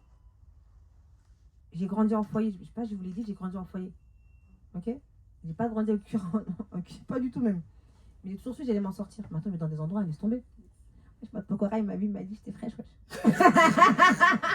Je n'ai pas marié. Parce que lui, moi, on est un peu bon. Je vais pas vous l'annoncer. Mais je plaisante, tu vois ce que je veux dire? Et du coup, maintenant, je vais à HEC, je m'en fous. Enfin, je rentre chez Dior. Autorisez-vous. Parce que les gens, comme tout à l'heure, on disait avec le monsieur, ils veulent pas de nous. C'est à nous de casser les portes et de dire j'ai ma place partout. Et surtout, cherchez des exemples dans votre entourage. Regardez des podcasts inspirants. Regardez même vos mamans. Elles viennent du bled, elles sont venues en France, elles ont appris à lire, à écrire, elles travaillent et tout machin. Donc c'est possible. C'est possible. Ça te va comme réponse? Yes, merci beaucoup. Avec plaisir. Pardon, moi j'ai juste une question. Vas-y. Mais est-ce que finalement, c'est pas... Moi je suis venue pour parler. Comme on a dit, on a dit c'est un truc, non? Pardon. Donc moi je voulais savoir, finalement, en tout cas moi ces derniers temps, je me disais, mais finalement, est-ce que c'est pas normal de ne pas avoir confiance en soi? Parce que le manque de confiance en soi, en fait, on le perçoit comme quelque chose qu'il faut, il faut absolument y remédier. Mais en fait, en tant qu'être humain, je pense que c'est normal de ne pas avoir confiance en soi à 100% parce qu'on a conscience de nos limites d'être humain. Tu sais que tu peux ne pas réussir, tu sais que tu peux trouver quelqu'un de meilleur que toi, tu sais que tu peux te lever, tomber malade, tu sais que tu peux mourir. En fait, il y a tellement de paramètres. L'être humain, il est tellement vulnérable que je pense que ce manque de confiance en soi, en fait, il est tout à fait normal. Et après, bon là, c'est le côté spirituel. Moi, je vais me dire, on fait confiance en quelque chose de beaucoup plus grand que moi. Mais en fait, le manque de confiance, c'est pas parce que je vais manquer de confiance en moi que je vais pas m'estimer à ma juste valeur. Ah oui, c'est deux Tu vois? choses différentes. Il y a la confiance et C'est l'estime ça, en fait. personnelle. Ce sont deux Voilà. choses différentes. Moi, je pense que, ok, l'estime personnelle, si là on a un problème d'estime, là c'est quelque chose auquel il faut remédier. Mais le manque de confiance en soi, c'est normal finalement. En tout cas, je Est-ce sais que pas. tu parles, mais- excuse-moi, de la positivité toxique? C'est-à-dire cette injonction à avoir confiance en soi? Tu parles de ça?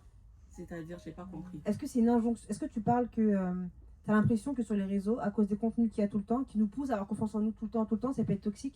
Oui, moi je pense que franchement, je ne pense pas que toutes ces personnes en fait qui promeut ces Oui, oui. choses-là sur les réseaux sociaux, quand ils ont coupé avant d'allumer leur caméra, ils étaient trop sûrs d'eux en fait. Mais en fait, Tu vois, tu vois, genre, je me dis, ou peut-être qu'ils étaient sûrs d'eux, mais en fait, je pense que dans la vie, on a tous des insécurités à un moment mais donné, bien sûr. à des échelles différentes, bien évidemment, mais on est tous éprouvés. Tu peux avoir confiance en toi un maximum, mais un jour, qui ça?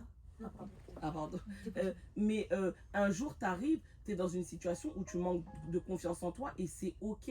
En fait, on peut se laisser vivre les choses aussi.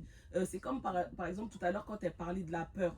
Nous sommes des êtres humains, on est constitués de cette manière-là. La peur, c'est un signal qu'il y a quelque chose d'anormal. Peut-être c'est quelque chose... Par exemple, si j'ai pas peur de mourir pauvre, je vais pas entreprendre. Tu vois ce que je veux dire? Si j'ai pas peur de, je sais pas moi, de déprimer, je vais pas prendre soin de moi. Tu vois ce que je veux dire? Donc le manque de confiance en soi aussi, je me dis des fois, c'est important aussi d'avoir de manquer de confiance en soi dans certaines situations. Déjà pour cultiver un peu d'humilité, pas trop non plus. On est juste Ouais, on on est confond dans tous les l'équilibre. concepts là. Non, non. Pardon? On confond. Vas-y, t'en prie, vas-y. Vas-y, prends. Non, parce que là, tu parles de confiance, tu mélanges un peu. je Ouais, pense, c'est vrai, tu entre mélanges. la confiance en soi. Tu mélanges les entre- concepts là. Entre les peurs. La confiance en soi, en fait, déjà, c'est d'une part, c'est qui es-tu pour avoir de la valeur, tes compétences, tes capacités. Tu vois, là, déjà, la confiance, c'est à partir du moment où tu es assise présente. Voilà, tu es aligné avec toi-même. Mais tu vois, par exemple, moi, mes compétences, Oui. pour moi, en fait, les compétences, c'est pas ce qui définit la confiance en soi. Bah si, justement. Mais C'est ça. C'est la Parce que définition. voilà, t'as une assise, t'as une posture. Ouais. Voilà, donc tu sais qui tu es. Tu sais que tu es compétent, tu sais que tu as cette capacité. À partir du moment où tu dis, tu mélanges confiance en soi, la peur, la peur, en fait, la peur, ça peut être une adrénaline. C'est-à-dire que tu as peur, mais tu y vas quand même. Voilà, c'est une peur positive. Mais si tu es dans la peur d'idée, ah, j'ai peur, ah, j'ai peur, et plus tu t'enfonces dans le canapé et tu dis que la peur, elle prend le dessus sur toi, effectivement, tu vas pas y aller. Tu vois? Mais en Là, fait, je faisais juste c'est un différent. parallèle avec ce qu'elle disait. Alors, C'était un juste pour que tout le monde, qu'on parle tous le même langage, parce que comme on confond des notions, c'est pas grave. Merci pour ton intervention. Je t'en prie. Merci. Backup. Du coup, en fait, il y a ce qu'on appelle l'estime personnelle, donc c'est la valeur que je me donne en tant qu'individu. Et la confiance en soi, c'est ma capacité à passer à l'action. Exemple tout bête, vous connaissez la série Scandale? Murder? Analyse Keating? Typiquement, confiance en soi au top, estime personnelle au bas. Ça n'a rien à voir. Tu vois, elle est capable, elle vient rentrer dans un tribunal, elle sait qu'elle va tuer elle va tuer l'opposé, tu vois. C'est ça la confiance en soi. J'ai confiance dans ma capacité de faire des choses. Par exemple, pendant longtemps, j'ai eu confiance en moi, mais j'ai pas d'estime de moi. Et c'est ce manque d'estime qui a fait que j'étais dans une relation violente, parce que je pense pas que je méritais mieux qu'un homme violent. Tu vois ou pas? C'est pas la même chose. Oui, La voilà. confiance, c'est ce que je fais, c'est ce que je produis. Et l'estime personnelle, c'est ce que je pense de moi, de ce que je vaux et de ce que je mérite. Tu peux avoir... Ça va, tu suis? Oui? C'est pour moi? Oui, ça va, je te parle. Ah oui, je suis à fond là. Donc, regarde. En fait, l'estime personnelle, c'est vraiment qu'est-ce que je mérite. C'est pour ça que tu vas avoir des filles, elles ont bac plus 50, elles sont belles et machin, et elles sont avec des vieux mecs parce qu'elles pensent qu'elles méritent pas mieux. Elles ne vont pas s'autoriser à faire des choses, c'est ça la confiance en soi.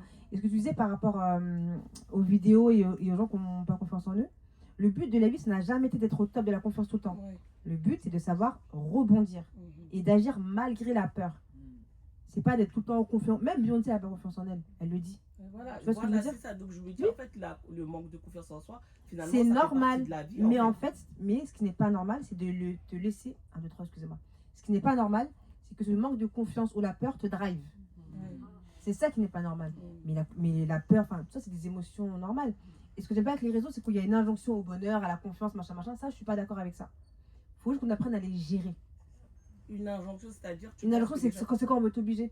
Tu vois, c'est Oui, tu vois, voilà, c'est ça. ok. Une injonction, c'est-à-dire qu'on veut Mm. t'obliger à être sois confiant, sois comme ça, sois C'est comme ça, ci. en fait. Mais oui, mais il y a des moments où, moi-même, il y a 2 jours, j'étais dans mon lit en train de pleurer.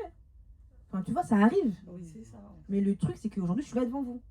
C'est ça la confiance, c'est ça l'estime. C'est ok, il y a un temps pour chialer et puis un temps pour se relever. Ça va pour tout le monde? Vous êtes tellement sage. Moi, j'aime bien. Si seulement on allait se mettre le poète comme ça. Ah, mes soirées seraient plus faciles. En tout cas, moi, si je peux rebondir sur cette histoire de confiance en soi, moi, quand j'étais petite, en fait, j'ai pas grandi dans cet esprit de ce mindset de tu peux tout faire, tu peux tout réaliser dans ta vie. Et du coup, moi, en tout cas, quand j'étais justement au championnat de France à Roland-Garros, je gagne le premier tour, je fais une performance. C'est-à-dire que je gagne une fille qui a un classement plus élevé que moi. Deuxième tour, je gagne une fille qui a le même classement que moi. Et troisième tour, c'est... En fait, j'y crois pas. J'ai pas assez confiance en moi et je me dis que, croyance limitante, une fille comme moi, elle peut pas gagner Roland-Garros. Une fille comme moi. Et du coup, la fille, elle était pas si forte que ça, mais je l'ai laissé gagner. Non, mais tu vois, t'as dit comme moi. Ça veut dire quoi? Qu'est-ce que tu mets derrière? Qu'est-ce que tu mets derrière le comme moi? Tu Parce vois, que, c'est ça, en c'est ça fait, qui était. moi, toutes les injustices et les premières expériences racistes que j'ai eues, c'était au tennis, tu vois. Et du coup, en fait, par exemple, quand je jouais contre des filles, voilà, du 92 et tout, quand elles me voyaient qu'il y avait écrit sur mon classement 93, en fait, elles trichaient à tous les points. Et en fait, moi, j'avais pas ce mental. C'est-à-dire que moi, je m'effondrais. Je comprenais pas l'injustice. J'étais trop naïve, trop innocente. C'est-à-dire que je cassais mes raquettes, je pleurais sur le terrain. Et j'en pouvais Il faut plus. prendre du recul. vois. Ouais. Et en fait, c'est aujourd'hui que j'ai le mental, mais j'ai plus le cardio. Non, mais regarde maintenant, ton mental, il sert à quoi? Regarde, tu réunis des femmes. Ouais. Donc, c'est pas pour rien que t'as vécu tout ça. Complètement, complètement. C'est fou parce que tu dis que toutes les choses que tu as manquées dans ta vie ou toutes les choses que tu n'as pas réussi à avoir, en fait, c'était tout pour que tu puisses, toi, redonner, en fait. Parce que moi, pourquoi je fais ce type de conférence-là? C'est parce que moi, quand je me suis lancée dans l'entrepreneuriat, j'avais pas de rôle modèle. Je connaissais pas de femmes afro qui avaient créé leur label de musique, alors que ça existe, tu vois. Mais je les connaissais pas. Alors que si j'avais eu, voilà, un talk comme ça avec une personne inspirante et tout, qui est dans la musique, et je me dis waouh, mais je vais continuer, et puis même je vais la voir, peut-être qu'elle peut me mentorer, peut-être que, tu vois, je vais lui envoyer un mail, je vais lui montrer mes artistes, ce sur quoi je suis en train de travailler, etc. Et du coup, ouais, toutes les choses qu'on a manquées, au final, quand on suit un petit peu notre chemin de vie, on finit par le redonner, quoi. Bravo. Bravo. Et puis surtout elle est jeune. Hein. Elle a même pas 30 ans. Bravo. Non, mais vraiment, bravo. Qu'est-ce qu'on faisait nous quand on avait 27 ans? On faisait pas ça. Hein. Et la dernière question que j'avais pour toi, après on va passer aux questions. Donc il y aura une partie questions, vraiment pure question, et une autre partie vraiment où vous nous parlez de votre expérience, de ce que vous êtes en train de vivre maintenant et en quoi le syndrome de l'imposteur il impacte vos vies actuellement. On pourra faire un petit tour de table. Ouais, la dernière question, c'est qu'en fait dans le syndrome de l'imposteur, il y a pas mal de choses. Quand j'ai voulu me renseigner et tout, je me dis ah ouais, en fait c'est pas juste ne pas avoir assez confiance en soi pour y aller, même si on a toutes les expériences, c'est aussi minimiser ses victoires. Quand les personnes vont dire waouh, mais félicitations Libras, franchement le talk il était génial, tu vas dire mais non, mais en fait c'était rien, bah, arrêtez, vous abusez, tu vois, tu vas te cacher et tout. Et en fait, ouais, c'est ça en fait. Comment. La fameuse humilité, tu vois, ouais. qu'on veut nous obliger à avoir. Et ouais, je voulais savoir si t'as un rituel pour te célébrer, toi, après une victoire. Un rituel? Ouais. Alors, comme victoire, bon, parfois je vais acheter des sacs. Hein. Bravo, tu as bien travaillé. Je te jure, c'est ça? Non, blague à part, quand j'ai une victoire, c'est vrai, c'est une bonne question ça. Moi, je me Je célèbre tout le temps. sais C'est ce que pas. je fais. Mon restaurant préféré à chaque fois. Non, moi c'est shopping, vraiment. Shopping, ok, Ouais, ok. shopping. Toujours Je dans les m'achète. dépenses. Ah ouais. Non, parce qu'en fait, tu vois, en tant que maman, on pense pas à soi. J'ai la même truc depuis 2 ans, alors qu'avant, tout le temps je faisais du shopping et tout machin. Ok. Maintenant, mon petit kiff, c'est de partir chez Dior ou Chanel, je vais prendre un petit truc. Bravo, je t'en prie. Ça, c'est minimum. Ça, c'est minimum. Mais en plus, blague à part, depuis que je suis petite, tu sais quoi, j'ai grandi en foyer, ok? Et donc, tu as des éducateurs. Ils font des rapports sur toi, tu sais, pour les transmissions. Et il y avait écrit « Aime trop l'argent ». J'avais 14 ans. Moi, j'ai toujours su que je ne serais pas pauvre. Pardon, que Dieu me préserve. Ah, mais c'est incroyable parce que t'as configuré un petit peu ton Je me esprit suis pour. mis dedans, dès petit, mais c'est ma mère Ouais. qui m'a donné ça, tu vois. D'accord. Donc c'est important aussi comment on parle à nos enfants, comment on les conditionne. Par exemple, ma fille, pour l'impressionner plus tard, bon courage. Ah, bon courage, tu vois.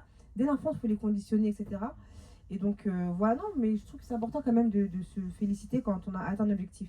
Maintenant, la question c'est, à quel moment je me félicite? C'est ça le problème. À quel moment je me dis, ah, j'ai réussi. Je peux respirer. Et c'est pour ça que c'est important que vous fixiez des objectifs qui soient palpables. Un exemple, je veux devenir riche. Ok. À quel moment quand tu auras 10 000 euros, 20 000 euros, 30 000 euros, 100 000, 1 million, 10 millions, 20 millions, c'est quand que tu seras riche? Si tu te dis que mon objectif c'est d'être riche, je serai riche quand j'aurai 10 000 euros, bah le jour où tu auras 10 000 euros, tu diras, ah cool, j'y suis arrivé, là je peux me féliciter. Déjà, il faut que vous ayez un objectif qui soit palpable, déjà, pour vous féliciter. Sinon, vous serez toujours dans la quête du plus, du plus, du plus, du plus, du plus, du plus. Un objectif daté et un objectif qualitatif et palpable, c'est hyper important. Parce que sinon, on ne va jamais se féliciter. Tu vois, par exemple, moi, je me suis dit, j'aurais réussi mes retraites quand j'irai à Oman. Parce qu'en fait, quand je m'envoyais le solo, j'ai dit à mon guide, un jour, je reviendrai ici avec des femmes. Et c'est là où je me dis, ok, j'ai réussi. Parce que je savais qu'il y avait un moment clé. Donc, demandez-vous à quel moment je saurais que j'ai réussi. Un moment clé qui vous appartient qu'à vous, c'est entre vous et vous, tu vois. Mais c'est important de se donner quelque chose de palpable, tu vois. Voilà. Et avant qu'on passe aux questions du public, Ouais. tu parlais aussi d'argent. Est-ce que toi, tu avais des croyances limitantes que tu as dû combattre par rapport à Par l'argent? rapport à l'argent, Ouais. Ou est-ce que pour toi, c'était vraiment simple? T'as toujours été à l'aise avec ça? j'ai toujours été à l'aise avec ça. Ok. Pour moi, ça n'a jamais été un tabou. Ou... Ok. Bonsoir. Quel style. Ça me plaît. Blague à part, non, par rapport à l'argent, moi, j'ai jamais eu de tabou. J'ai D'accord. toujours voulu avoir de l'argent. Ok. Voilà. Ok. Enfin, en fait, j'ai grandi avec l'idée, ça c'est pas bien du coup, mais que l'argent ça faisait le bonheur. Mais après, j'ai goûté, du bon, c'est pas ça. Mais du coup, j'ai jamais eu de complexe. D'accord. J'ai jamais. Je sais pas. J'ai des amis qui ont des compétences de zinzin. Si j'avais la moitié de leurs compétences et de leur expertise, je serais millionnaire. Hein. Mais là, on a beaucoup de mal à monétiser nos savoir-faire parce qu'on les minimise justement, tu vois. Du coup, non, moi, j'ai pas de problème avec ça. Juste, j'investis parce que sinon, il faut tout dépenser. Voilà, c'est tout. Mais je trouve que quand on n'a pas de problème avec ça, c'est plus facile de C'est l'atteindre. plus facile, tu ouais. vois. Ouais. Public, est-ce que l'on a des questions pour Libras? Profitez-en, elle est là, elle est en face de vous. Donc, on va pouvoir vous donner le petit mic. En tout cas, merci de m'avoir écouté. Vous avez été hyper à l'écoute. Je sais pas si c'était soporifique ou si c'était. Parce que vous êtes là. Vous avez utilisé ou quoi? Ah, mais je sais pas, elles sont très silencieuses du coup. Moi, je sais pas. Elles écoutent. Ouais, elles écoutent. Ouais, elles sont focus. Elles sont focus. Bonsoir et désolée pour le retard. Ouais, mais ça ne vous dira pas, ok? Moi, j'ai une question par rapport au coaching et au développement personnel. On parle beaucoup de la mise en avant sur soi-même. Ouais. C'est-à-dire de faire un travail sur soi-même, Je t'écoute, hein, excuse-moi. je sais pas, mettre des actions par soi-même, mais on Ouais. parle pas beaucoup de l'entourage, de l'environnement. Ouais. Et quelle est la place finalement de du compagnon ou des personnes qui peuvent, je veux dire même des De mentors l'environnement par exemple, voilà, qui peuvent nous aider, nous accompagner. Waouh. Ça va? Oui, s'il te plaît. Ok. Alors c'est vrai qu'on a tendance à toujours culpabiliser les gens en leur disant quand on veut, on peut. Travaille sur toi, machin, machin. Je pense que le vrai message c'est focalise-toi sur ce que tu contrôles. C'est pas que toi. L'environnement, tu peux le contrôler d'une certaine manière. Et il y a évidemment des facteurs, par exemple, il y a des filles qui sont blondes aux yeux bleus, qui font le même compte du coup moi, qui sont beaucoup plus loin que moi. Je sais que c'est parce qu'elles ont plus de facilité, tu vois. Ça, je ne le contrôle pas. En revanche, je pense que l'idée, c'est dit de manière assez gauche, mais c'est de se dire concentre-toi sur ce que je peux contrôler. Le reste, ça va te fatiguer. Bien sûr qu'il y a un système à changer, il y a un système qui est injuste, et il faut en tenir compte. Parce que, moi, encore une fois, moi je suis noire, j'ai grandi en foyer, j'ai pas les mêmes chances qu'une fille qui est blonde aux yeux bleus qui vit dans le 16e, tu vois. Mais je pense que ce que les gens veulent vous dire, c'est vraiment focus sur ton super pouvoir. Mets ton énergie là où tu sais que tu auras de l'impact, à savoir ce que je crois sur moi, qui m'entoure. Mon mari, je le choisis en fait. Donc, choisis tes amis, ton mari, ton travail, etc. Concentre-toi sur ce que tu peux contrôler. Ça te va comme réponse? Merci. Merci à toi. D'autres questions avant qu'on passe au retour d'expérience? Ouais. Hey Youssouf. Bonsoir. Bonsoir. Merci pour ce partage. Vraiment, Avec grand plaisir. C'est une masterclass gratuite, mais que tu aurais dû faire payer, je pense. Je te jure. Moi, j'ai trop un pigeonne. Non, Tu non, sais, non. quand tu as un T'as métier. grand cœur. Non, mais c'est pas ça. C'est quand tu as un métier passion. Tu peux même le faire gratuit en fait. Si je m'écoutais, moi, tout serait gratuit. Mais Non, j'ai mais des enfants. Faut avoir pitié. Puis je suis mère célibataire maintenant. Faut avoir pitié. t'as un grand cœur, t'as un grand cœur. En plus, bon, on se connaît, je crois, maintenant depuis 2015. Ouais, 2016, ouais. Ouais. Il est beau, hein. Euh, Attends, il est beau, hein. et, Il est beau, hein. Hey, Youssouf. Arrête. L'homme noir, le Mali. Ouais, non, franchement, ça fait du bien. Et il y a deux choses aussi qui sont importantes, je vais revenir dessus, c'est vraiment l'entourage, je pense, Ouais. et la volonté de se célébrer aussi. Ouais. Moi, c'est quelque chose, je pense, le syndrome de l'imposteur, ben, je l'ai, mais j'ai souvent dépassé le syndrome de l'imposteur Ouais. quand j'étais face au mur, Ok. quand j'avais pas de T'as un solution. exemple à me donner?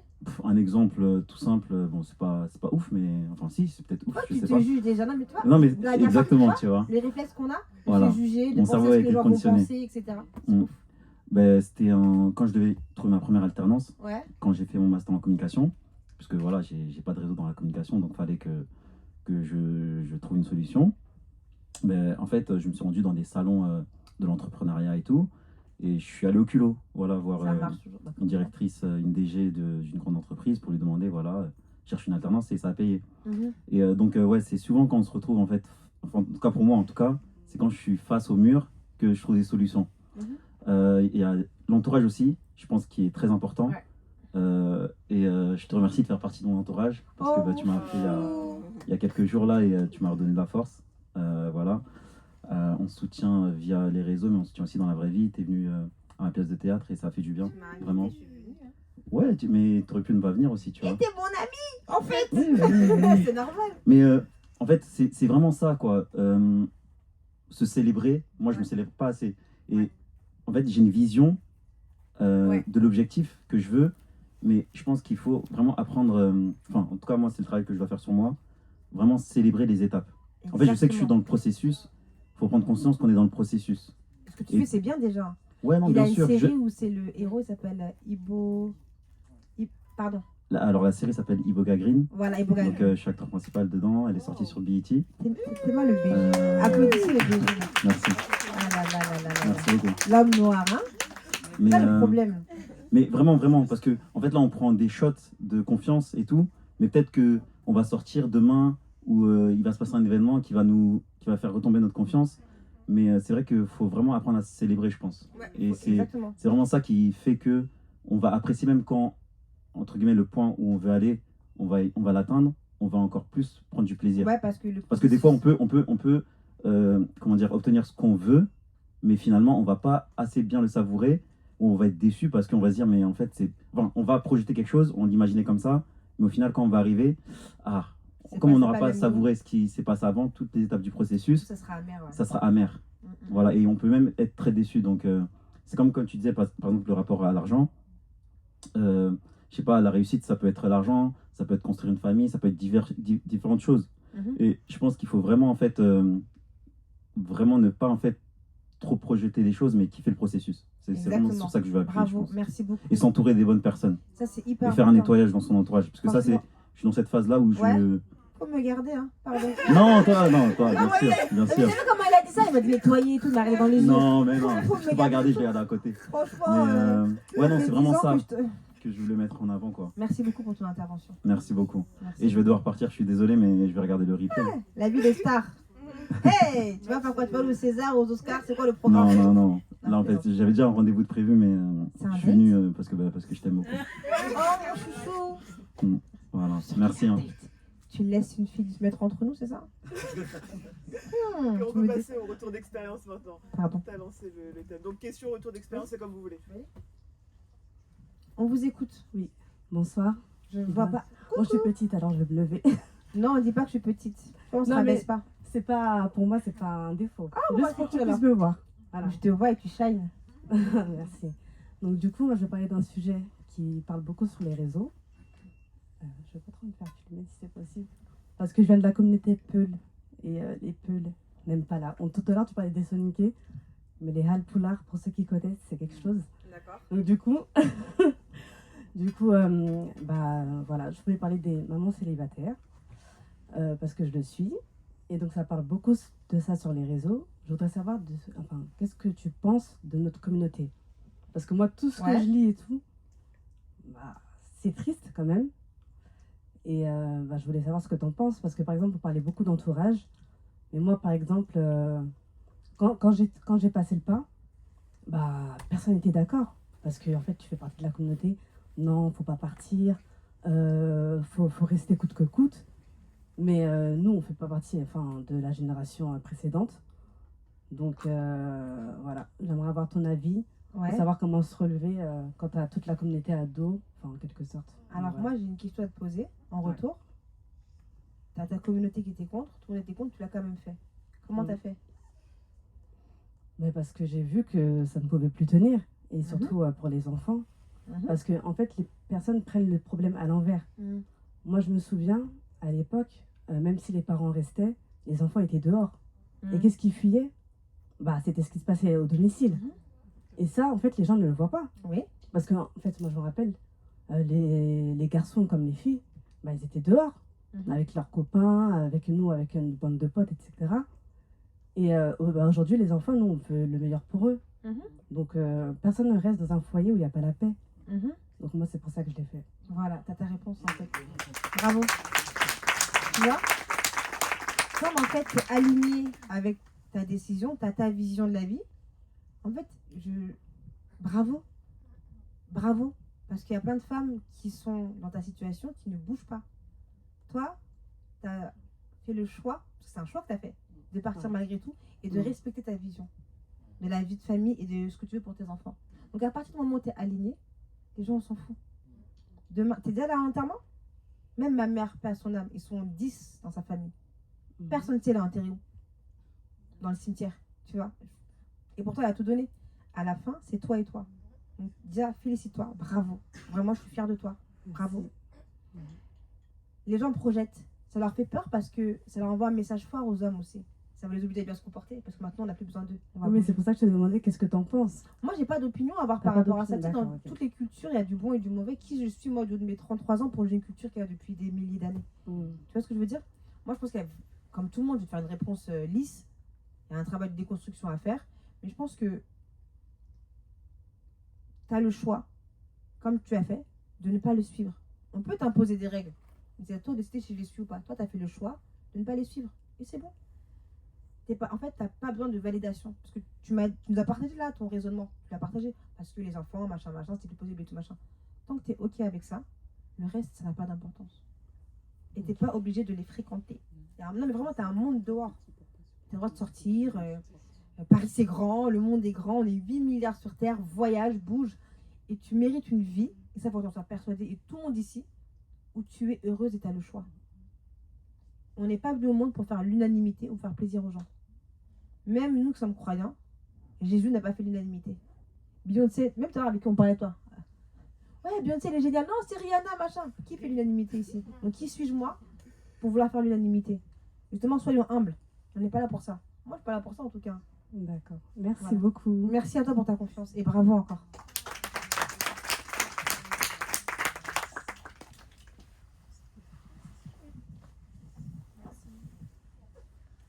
Bonjour. Bonsoir. Bonsoir, pardon. C'est la connasse. Bonjour, bonsoir. C'est le soir. Moi, j'avais une question au niveau professionnel. Personnellement, je suis encore dans... Je suis en train de vivre en fait le syndrome de l'imposteur. D'accord. Et en fait, je me rends compte qu'il est arrivé à partir de croyances que je savais fausses, mais que j'ai limite acceptées et qui sont devenues un peu ma réalité. Pour parler concrètement, moi, je suis enseignante dans l'éducation nationale au niveau lycée. Ok. Et du coup, c'est un milieu qui est... Enfin, l'institution scolaire en général, en France, c'est une institution qui est très attachée à sa tradition, qui est très attachée... Voilà, c'est difficile de réformer un peu ça. C'est difficile aussi de voir, par exemple, des profs qui me ressemblent, même si on en voit de plus en plus. Ça va être surtout au niveau des banlieues, on va pas voir ça partout, c'est pas démocratisé. Et par exemple, la plus grosse fausse croyance que j'ai acceptée dans ma vie, depuis le début de ma carrière, ça a été un prof doit tout savoir. Waouh. Alors qu'en réalité, c'est un métier où on apprend tous les jours. Et donc, on ne veut pas tout savoir. Et les élèves n'attendent même pas de nous qu'on sache tout. Mais j'ai tellement accepté cette croyance-là, en sachant qu'elle était fausse, que j'ai le syndrome de l'imposteur qui naît de ça. D'accord. J'ai le syndrome de l'imposteur qui naît de ça, parce que je me dis, comme je ne sais pas tout, et que j'ai limite fixé mon... C'est comme si j'avais fixé mes exigences un peu trop haut, clairement trop hautes en fait. Bah du coup ça fait que malgré le fait que je sache que c'est une fausse croyance, bah je continue de l'entretenir et en fait j'arrive pas à la déconstruire. Voilà. Donc je sais pas si tu as des techniques par rapport à ça, mais... Ok. Donc en fait, si je comprends bien, tu te sens pas légitime pour être professeur. Ouais, c'est ça. Parce que tu ne connais pas tout, sachant que ni tes élèves n'attendent ça et que c'est pas possible non plus. Qu'est-ce que tu en penses? Voilà. Quand je le redis. En fait, ça sound dumb un peu. Genre, on dirait que t'es juste idiote de penser ça, mais non, c'est parce que c'est entretenu aussi par les collègues qui vont être plus vieux et qui vont être dans l'institution depuis longtemps. Voilà. Qui vont voir une jeune, une femme, une noire des banlieues débarquer. Donc, qui va avoir l'impression de devoir tout expliquer. Et... Ok. Voilà. Ok. Moi, ce que j'aimerais te dire, c'est que il y a un côté de toi qui est très cortiqué. Enfin, tu es très cortiqué de toute façon, de manière générale. Tu es intelligente, tu as conscience de certaines choses. Mais encore une fois, on n'est pas des êtres conscients, on est des êtres dans l'émotion. Parfois, les croyances, ça va te permettre... C'est aussi une zone de confort. Tu vois, même si c'est négatif, ton cerveau, il préfère quelque chose que tu connais, qui va te tuer, que quelque chose d'inconnu. Ça va demander un effort à ton cerveau de déconstruire ça, de le reconstruire. Ce que je t'invite à faire, c'est t'asseoir. Je pense qu'il faut tout connaître pour pouvoir être prof. Qui a dit ça? Qu'est-ce que ça m'apporte de croire ça? Parce qu'en fait, il faut savoir que même quand il y a des choses négatives qui t'arrivent, ou que tu penses, ou que tu vas entretenir de négatif, ton cerveau, il a une intention positive derrière. Il veut te protéger de quelque chose. Maintenant, je ne vais pas te faire ça en 5 minutes. Il faut que tu comprennes pourquoi, de quoi ton cerveau veut te protéger en te laissant croire ça. Tu vois ce que je veux dire ou pas? Je pense que c'est de la peur de tout rater, en fait, de tout foirer. Mais de tout foirer quoi? Ah, d'avoir fait quoi pour rien? Bah, 6 ans d'études, beaucoup d'investissements émotionnels, financiers aussi. Ouais. Des déplacements dans toute la France pour passer des euros, des trucs. Donc, tout ça s'envoler, quoi. Donc, tu as fait 6 ans d'études ouais. pour pouvoir être institutrice. Professeur. Professeur. Oh, pardon, madame. Ah, c'est pas pareil. Professeur de quoi? Sciences économiques et sociales. Merci. Pardon, je me remets droite. Je mets ma cravate, excuse-moi, on parle des professeurs. Du coup, en fait, tu as fait les 6 ans d'études. Mais 6 ans d'études, elles servaient à quoi?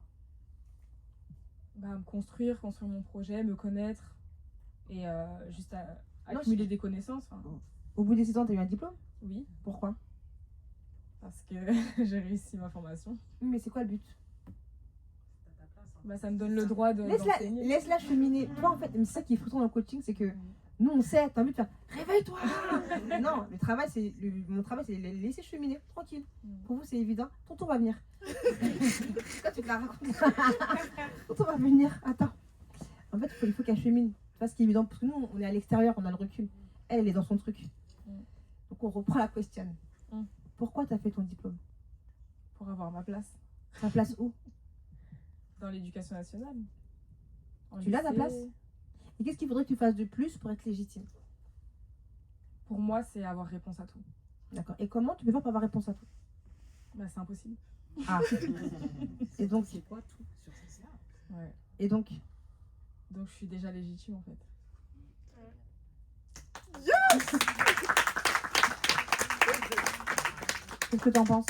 Tu dis ça pour me faire plaisir ou? Non, j'ai capté, t'inquiète. T'as capté? J'aime bien ça, le côté, on a fait des études, mais en même temps, le ghetto, il est toujours en nous, en fait. Bravo. Non, mais sinon, on pourra en discuter après. Surtout, tu m'écris sur Instagram, on pourra en discuter de manière plus profonde. Merci pour ta question, c'est très intéressant. En fait, toujours se questionner de mais pourquoi je crois ça, mais pourquoi je crois ça, mais pourquoi je crois ça. Et c'est quoi le but? Vraiment prendre le temps de t'asseoir et pas te juger. Et vraiment, parce qu'en fait, dis-toi que si ça a été ta pote ou qui avait dit ça, tu pourrais répondre ce que moi j'ai dit. Donc sois gentil avec toi un peu. T'as fait 6 ans, t'as souffert, c'est bon, tu peux respirer maintenant. Parce que le but de tout ça, c'était d'avoir un diplôme et de faire ce métier que tu exerces. Et salut. On s'appelle? Au revoir. Attends, stop. Vous voyez, il est beau? Regardez. Il est beau. Eh, l'homme noir, vraiment. Salut. Du coup, moi j'ai une question, c'est une question assez simple. Je voulais savoir à quel moment, quand on parle de à quel moment faire sa transition, se lancer dans un domaine en particulier. Parce que moi, en janvier, j'ai participé à un talk, tu vois. Et ce talk-là, pendant ce talk, on a discuté avec des gens et ça m'a donné une idée que j'avais envie de réaliser quelque chose. Du coup, j'ai commencé à envoyer plein de mails parce que j'étais, on va dire, euphorique. Je me suis dit, je dois le faire, etc. C'était en janvier. On est déjà en décembre. Oui. Et je ne l'ai pas encore lancé parce que déjà, j'ai pas eu les réponses que je voulais. J'ai eu plein de refus. Du coup, ça m'a fait me remettre en question. Déjà que je suis quelqu'un qui réfléchit beaucoup. Ouais. J'ai commencé à me dire, peut-être que je suis pas légitime pour faire ça. Peut-être que je dois plus me former. En plus, je suis seule. Et je suis en train de faire mes études en même temps. Et en même temps, il y a ce côté qui te dit, si tu le fais pas maintenant, tu vas pas le faire. Je sais que j'ai eu des réponses positives. Donc, d'un côté, je me suis dit, ces personnes-là te font assez confiance pour te dire que ce projet peut marcher. Mais en même temps, je me dis, est-ce que c'est le bon moment? Est-ce que je dois le faire? Et je sais pas quel est le bon moment. Est-ce que je dois encore prendre un temps de préparation? Oui, prends encore avant de 5-6 ans? Ou 7 ans? Non, 10 ans. 10 ans, c'est bien. Non, blague à part. Déjà, merci pour ton témoignage. J'ai entendu quelque chose que tu m'as dit. Tu as dit que tu as envoyé des mails, donc tu as eu une impulsion. Ouais. Et du coup, tu as eu des retours qui étaient négatifs et tu l'as mal pris. Qui a lu ici les accords Toltec? Toi, évidemment, je pense que tu as lu. Lis-le. Pardon? Bah, franchement, tu devrais lire, ça va beaucoup t'aider par rapport au fait de ne pas prendre les choses de manière personnelle. C'est pas à toi en tant qu'individu qu'ils ont dit non, c'est au projet, et que c'était pas le bon moment pour eux, etc. Et ça ne dit rien de toi. Tu n'es pas ton projet. Donc c'est pas à toi qu'on rejette. Une fois qu'on m'a dit non, qu'on m'a recalé, on m'a dit c'est une forceuse celle-là, machin. Moi, c'est tant que tu me dis pas non, pour moi c'est un lieu en suspens, donc je continue. Pourquoi? Parce que mon projet est plus grand que moi. Je sers mon projet. Tu vois ou pas? C'est pas moi en tant qu'individu qu'on repousse. Et c'est en faisant que je vais savoir ce que je dois faire. Tu comprends? Si tu attends la perfection pour y aller, on va attendre encore. Dans 10 ans, on va se revoir. Et tu vas réfléchir encore. Et tu vois, ça, c'est le perfectionnisme. Fait. De toute façon, tu vas faire quoi? 10 vues, 20 vues? Au pire des cas. Tu vois ce que je veux dire? T'es pas exposé. Enfin, tu vois ce que je veux dire? T'es pas attendu. Au tournant, personne t'attend au tournant. Donc, donne-toi le temps d'échouer, d'essayer, de tester. Et t'as rien à perdre. En revanche, tu dois craindre le jour où tu seras sur ton lit de mort et tu auras des regrets. Ça va être un jour terrible, ça. Pour avoir été infirmière, je peux te le dire, en maison de retraite, les gens qui ont des regrets sur leur lit de mort, c'est terrible. Donc vraiment, fais. Il y a une chose que tu devrais faire avant de faire, justement, c'est de structurer ton idée. Parce que tu as eu l'impulsion, trop bien, j'ai envoyé des mails et tout, machin, ça va être cool. Oh, j'ai des retours, c'est pas ce que je voulais. Personne ne te doit rien. Donc, je suis désolée de te dire, tu n'as pas d'attente à avoir, personne ne te doit rien. Et deuxièmement, il te faut un pourquoi. Pourquoi je veux mon podcast? qu'est-ce que je vais apporter aux gens? C'est quoi le but de tout ça? Déjà, travaille sur ton pourquoi je veux le faire. Déjà, les jours où tu seras démotivé, ça va te permettre de te relancer. Parce que la motivation, elle n'est pas quotidienne. Hein. Mais quand tu as un pourquoi qui est puissant, qui est travaillé, là, du coup, ce sera beaucoup plus simple pour toi d'entreprendre et de faire les choses. Mais c'est ça le pire, c'est parce que depuis janvier, j'ai travaillé dessus. Mais Ouais. je sais pas à quel moment. C'était plus, est-ce que je le fais maintenant d'un coup? Est-ce que je le fais pas? C'était plus. Ça, personne n'a la réponse. Ouais. Sauf les mythos de TikTok qui vont faire des formations à 1500 €. Franchement, fais comme tu le sens. Il n'y a pas de chemin. Encore une fois, écoutez les podcasts. Les gens que vous admirez, il n'y en a aucun qui a un chemin linéaire. Il est parti là-bas, là-bas, là-bas, là-bas. Il est monté, descendu, puis après il a trouvé sa voie. Teste. En plus, t'as que quel âge déjà? 24 ans, madame. Tu vois ce que je veux dire? Autorise-toi. Autorise-toi. T'as pas besoin d'être parfaite. Kiffe. Kiffe. Commence par quelque chose. Moi, j'ai commencé pour mon salon de coiffure par un coup de fil. J'ai la personne de coiffure. Bonjour, je m'appelle Libra, j'ai 24 ans. Je ne sais pas coiffer, mais je veux apprendre. Vous voulez? Non, on m'a approché au nez 10 fois. Une meuf m'a répondu oui, c'était parti, tu vois. Donc, ne mets pas la pression. Lis les accords Toltec, ça va beaucoup t'aider, vraiment. Ça va beaucoup t'aider. Ne prends rien personnellement et vas-y, quoi. Kiffe. Merci à toi. Il y avait un garçon qui avait levé le bras tout à l'heure, non? Ou bien tout est tiré? Ah non, t'as levé le bras, j'ai pas arrivé. Comment tu peux m'expliquer à un jeune comme moi, c'est quoi l'entrepreneuriat et le coaching? Okay. Au revoir, rentrez bien. Rentrez en sécurité. Faites attention dans les transports. Pardon? Comment tu peux expliquer à un jeune c'est quoi l'entrepreneuriat et le coaching? Ça c'est une question du philo de bac, ça. Moi j'ai eu 7 au bac, moi je sais pas. Alors, l'entrepreneuriat, c'est le fait de créer quelque chose, un projet, une idée qui va servir les autres. En gros, c'est ça, l'entrepreneuriat, c'est servir les autres. Beaucoup de gens vont prendre l'entrepreneuriat pour se gonfler l'ego, pour pouvoir dire qu'ils sont quelqu'un, etc. L'entrepreneuriat, de base, c'est quelque chose qui sert les gens. C'est à une volonté de faciliter la vie des gens. C'est ça, l'entrepreneuriat. L'argent, c'est une conséquence. Mais la base d'un entrepreneur, tu peux être entrepreneur et gagner 1500 € par mois et être très bien. Donc le but de l'entrepreneuriat, c'est pas l'argent, c'est de se réaliser, c'est de gagner en autonomie et de servir les gens. Tu vois ce que je veux dire ou pas? Ton but, par exemple, moi, quand je fais des retraites, mon but, bien évidemment, de faire de l'argent, mais le but, c'est qu'à la fin, les femmes, elles se sentent bien. C'est quoi ta mission quand tu entreprends? Au-delà de des raisons personnelles, oui, je veux pas de patron, je veux pas me lever pour enrichir quelqu'un d'autre. Ok, tu as des raisons qui sont égoïstes, ça va? Mais il faut aussi que tu aies un pourquoi. Comment tu veux changer le monde? Un entrepreneur, il veut changer le monde. Pas le révolutionner, hein. Tu peux dire, moi, je peux devenir millionnaire demain avec des stabilos, c'est pas un problème. Simplement, comment est-ce que je vais améliorer la vie des gens? C'est ça un entrepreneur. C'est quelqu'un qui veut changer la vie des gens. Le coaching, ça c'est autre chose. Un coach, c'est une personne qui va être ton miroir, qui va t'aider à mettre en lumière ce que tu sais déjà de toi. Un coach n'a pas les réponses. Celui qui vous dit qu'il a les réponses, c'est un menteur. Il fait partie d'une secte, parce que ça n'existe pas une réponse unique. Le coach est là pour t'aider à avoir confiance en toi, à avoir un regard différent sur toi, à t'aider à trouver des solutions. Il t'accompagne. C'est ça un coach. Voilà. Est-ce que j'ai pu répondre à ta question ou pas? C'était clair? N'hésite pas. Hein. Ok.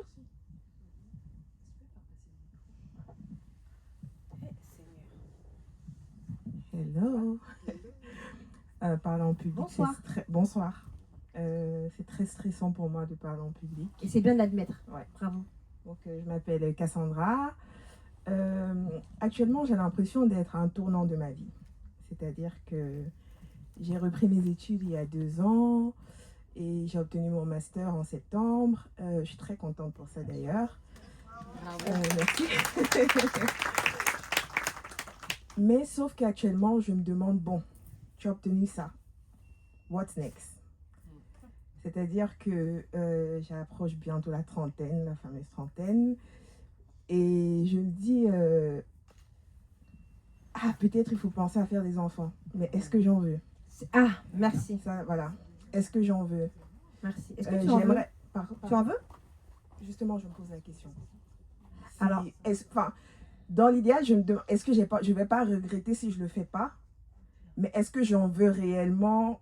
En mode is in me, je sais pas comment l'expliquer, je sais pas. Je comprends ce que tu veux dire. Donc, déjà, il y a ça.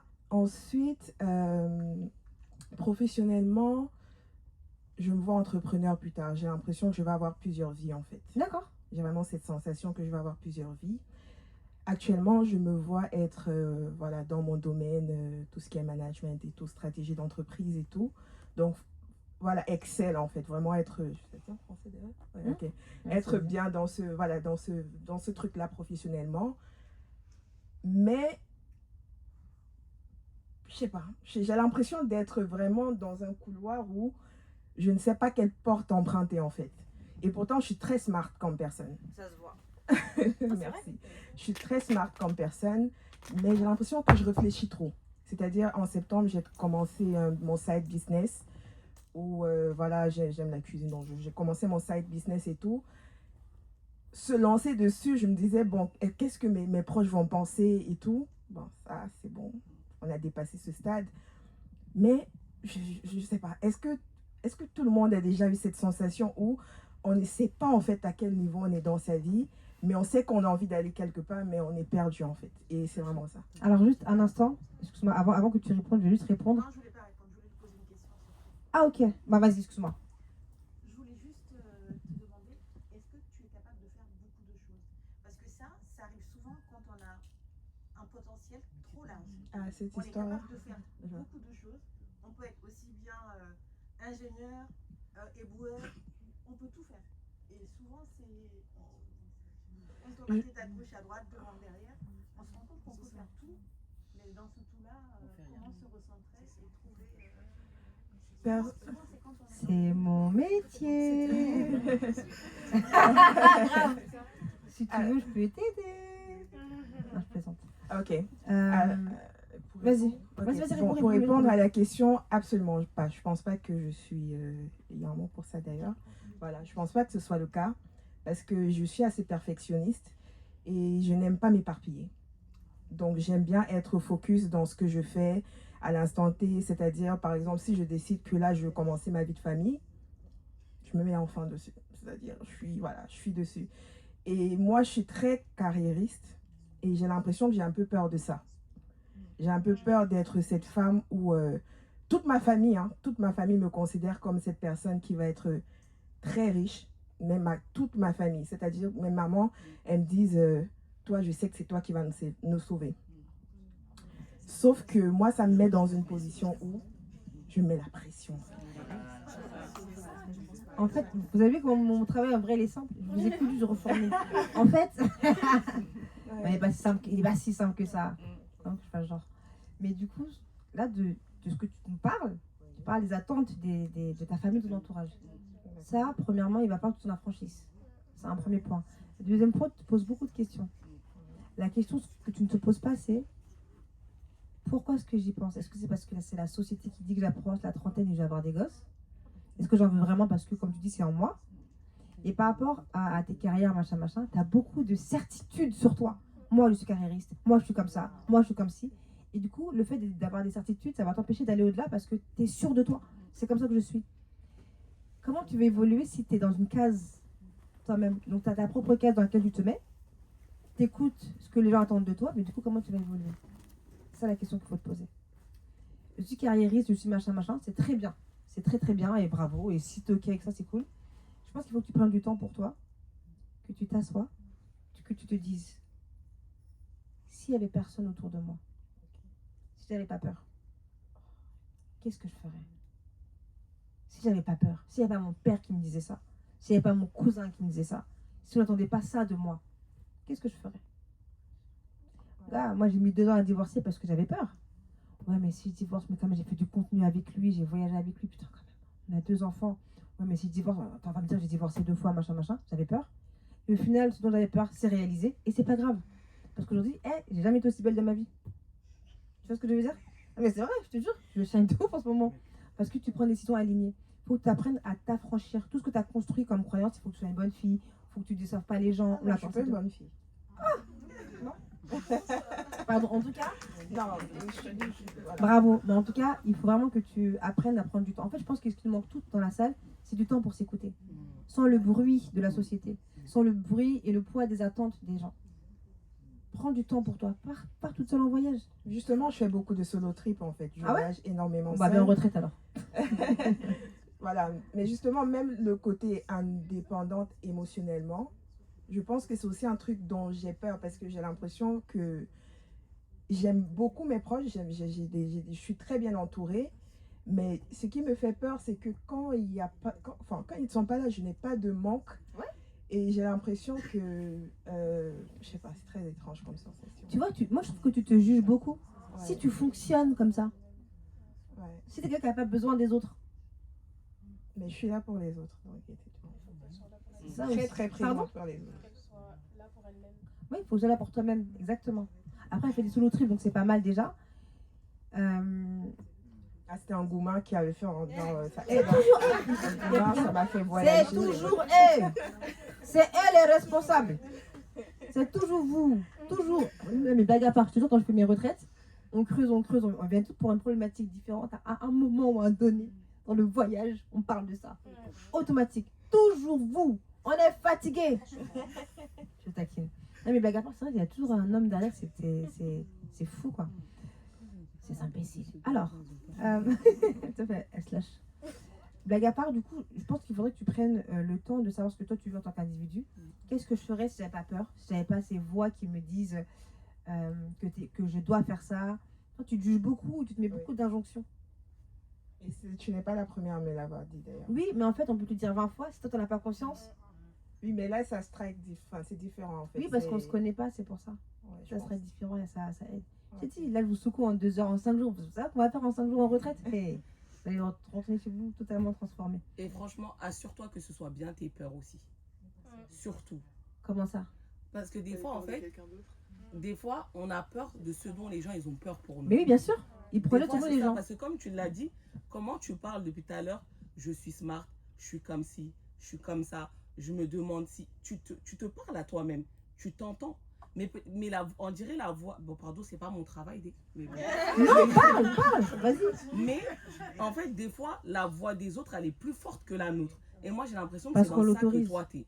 Tu vois, tu sais ce que tu veux, tu sais ce que t'aimes, tu sais ce que t'aimes pas. Et même quand tu sais pas trop, t'es OK avec ça. Tu te poses la question. Finalement, est-ce que je veux un enfant ou pas? Tu vois ce que je veux dire? Mais j'ai l'impression que tes proches, en fait, ils ont une image bien définie de toi. Et en fait, toi, tu as peur de trahir ça. Parce que tu commences à te demander ce que je veux réellement. Là, tu es dans ça. La transition, c'est ça. Là, toi, tu te demandes ce que tu veux réellement.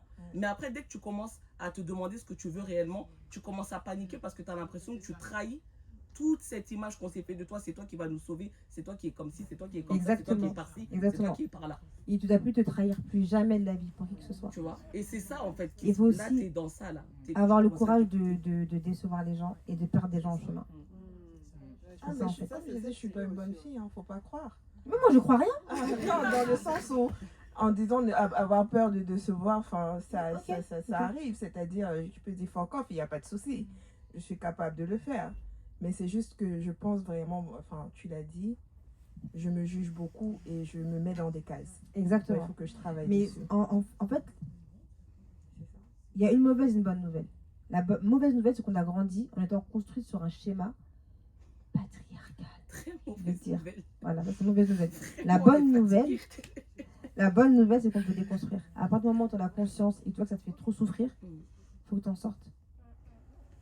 Je vais prendre encore l'exemple du mariage. Il y a des filles qui ne bougeront pas d'un mariage parce qu'elles ont grandi avec l'idée sur laquelle que pour être une bonne épouse valable, il faut supporter et fermer les dents. C'est une croyance qu'elles ont construite avec le temps. Et il y a des choses que tu as construites qui sont inconscients. Il faut que tu en aies conscience, étape numéro 1. Donc, va avoir une thérapie ou viens en retraite ou va avoir un coach, peu importe, mais fais-toi aider. Parce qu'il y a des choses, vous voyez là, vous parlez toutes. C'est trop profond. Pour vous, c'est évident ce qu'elle va dire. Mais va lui dire pas. Faites-vous accompagner. T'as pas besoin de le dire à tout le monde que tu vas voir un psy. Moi, je le dis parce que moi, je pense que c'est ma responsabilité de le dire. Mais tu prends ton Doctolib, tu prends rendez-vous en visio, tranquille, tu fais ta thérapie, tu avances. J'ai eu 2 séances de psy. 2 séances. Et justement, comme je me suis effondrée, j'étais pas bien et tout, et je n'ai pas beaucoup aimé l'expérience, c'est-à-dire j'étais vulnérable devant une autre personne et c'est pas très agréable. Et ça fait quoi d'être vulnérable? Pourquoi c'est pas agréable? Parce que tu te sens à nu. Ouais, et donc c'est-à-dire que tu te sens. Excusez-moi, j'entends pas, excusez-moi.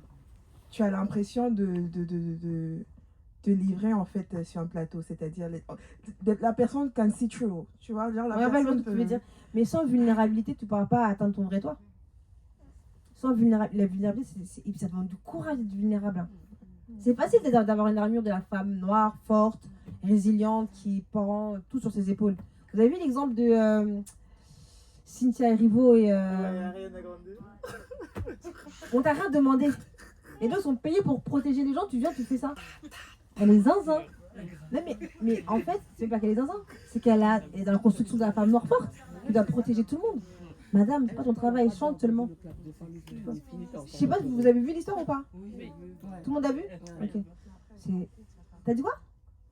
Apparemment, elles sont en couple, donc... On s'en fiche de ça. Mais non, tu protèges ta personne. Non, parce qu'en fait, Cynthia, c'est pas que là. C'est de manière générale, comme elle est avec elle.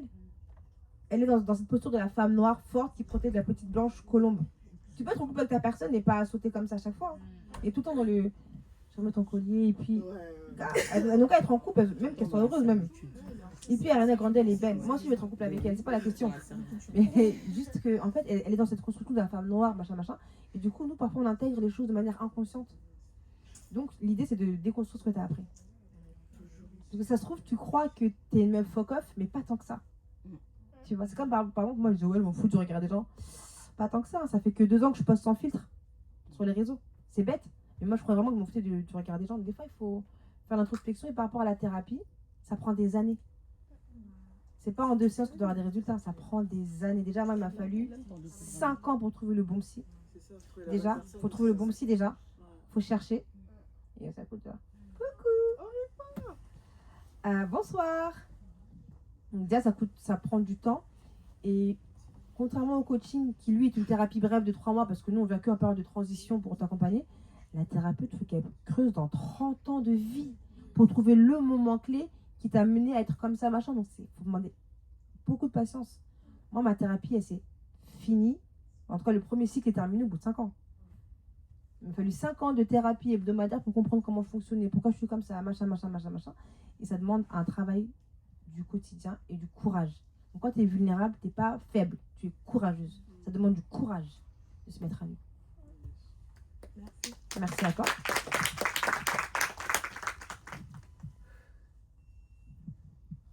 C'est peut-être un peu culturel en fait. Oui, c'est culturel. Ouais, c'est culturel parce que c'est vrai que les Afro-Caribéens, on a tous une image. Oh, c'est en train de changer. Ouais, ça change. Ouais. Vraiment, il faut être dur, courageux. Oui, il faut montrer une image. Il faut entrer dans les cases et tout machin. Ouais, c'est horrible. Il faut pas déranger. Faut pas déranger. Mais moi, quitte à en faire trop. Elle s'est sentie vulnérable. Oui, j'ai vu ça parce que, oui, on est une femme noire, il faut qu'on soit forte, il faut pas qu'on se plaigne, il faut qu'on la ferme. Oui, mais nos mères vont supporter, donc nous, on va supporter. La dépression, c'est un truc de blanc, machin, machin. Oui, bien sûr, ça, j'ai entendu ça. Bah, c'est comme quand. Tu t'en vas, au revoir, bonne soirée. Comme quand j'ai commencé le coaching, on m'a dit, mais tu fais trop ta blanche. Pourquoi? Parce que tu parles de santé mentale. Et même là, quand je divorce, ouais, mais t'as pas honte de parler de ton divorce et tout machin. Pourquoi je dois avoir honte? C'est mon expérience, c'est ma vie, ça m'appartient. On est vraiment dans ce truc de oui, mais t'es une femme, tu dois la fermer en fait. Oui, mais tu te rends compte, tu parles de ton divorce et ton ex-mari va en penser quoi? Il ne m'appartient pas en fait. J'existe en dehors de lui. Ils ont vraiment une conception de la femme noire. Et c'est à nous aussi, par nos actions, de les choquer. De les choquer. Et de déconstruire. Moi, je dirais plus de déconstruire, c'est plus professionnel. Ça va? Une dernière question? Ouais, une dernière question. Après, on passe c'est la dernière. partie networking. Je vais essayer de faire vite parce que je crois qu'il y a quelqu'un qui voulait... Ouais. Donc, en fait, moi, ma question, elle est... il y a 2 choses. Dis-moi. Pour faire bref, le syndrome de l'imposteur, en fait, c'est être complexé. Oula, c'est un raccourci, oula. J'aime bien les raccourcis aussi. Oula. Mais genre, en gros, c'est avoir un complexe. En gros, non, c'est pas ça. Non. Le syndrome de l'imposteur, c'est de se dire que je réalise des choses, j'accomplis des choses, mais j'y suis pas allée par mon travail, c'est parce qu'il y a de la chance. C'est parce que c'est les circonstances. Je suis pas vraiment qualifiée en fait pour ça. C'est pas être complexé. C'est penser que je ne mérite pas la place que je suis et je suis terrorisée à l'idée que les gens réalisent que je ne suis pas compétente dans mon travail. D'où le fait que, par exemple, moi, je veux accumuler les diplômes pour prouver que, en fait, je suis légitime et tout machin. C'est ça le syndrome de l'imposteur. C'est pas être complexé, pas du tout. Au contraire, ça touche que les gens brillants qui ont le sens du détail. Ok. C'est clair. Du coup, la deuxième chose, je voulais savoir ce qu'il en était de... Par exemple, je vais prendre mon cas direct. Prends ton cas. C'est ne jamais vraiment être satisfaite de ce qu'elle fait. En gros, j'ai vraiment fait tout ce que je voulais. En gros, à chaque fois que je me suis posé des objectifs, je les ai atteints. J'ai eu des postes à responsabilité très tôt. J'ai ouvert mon établissement très tôt.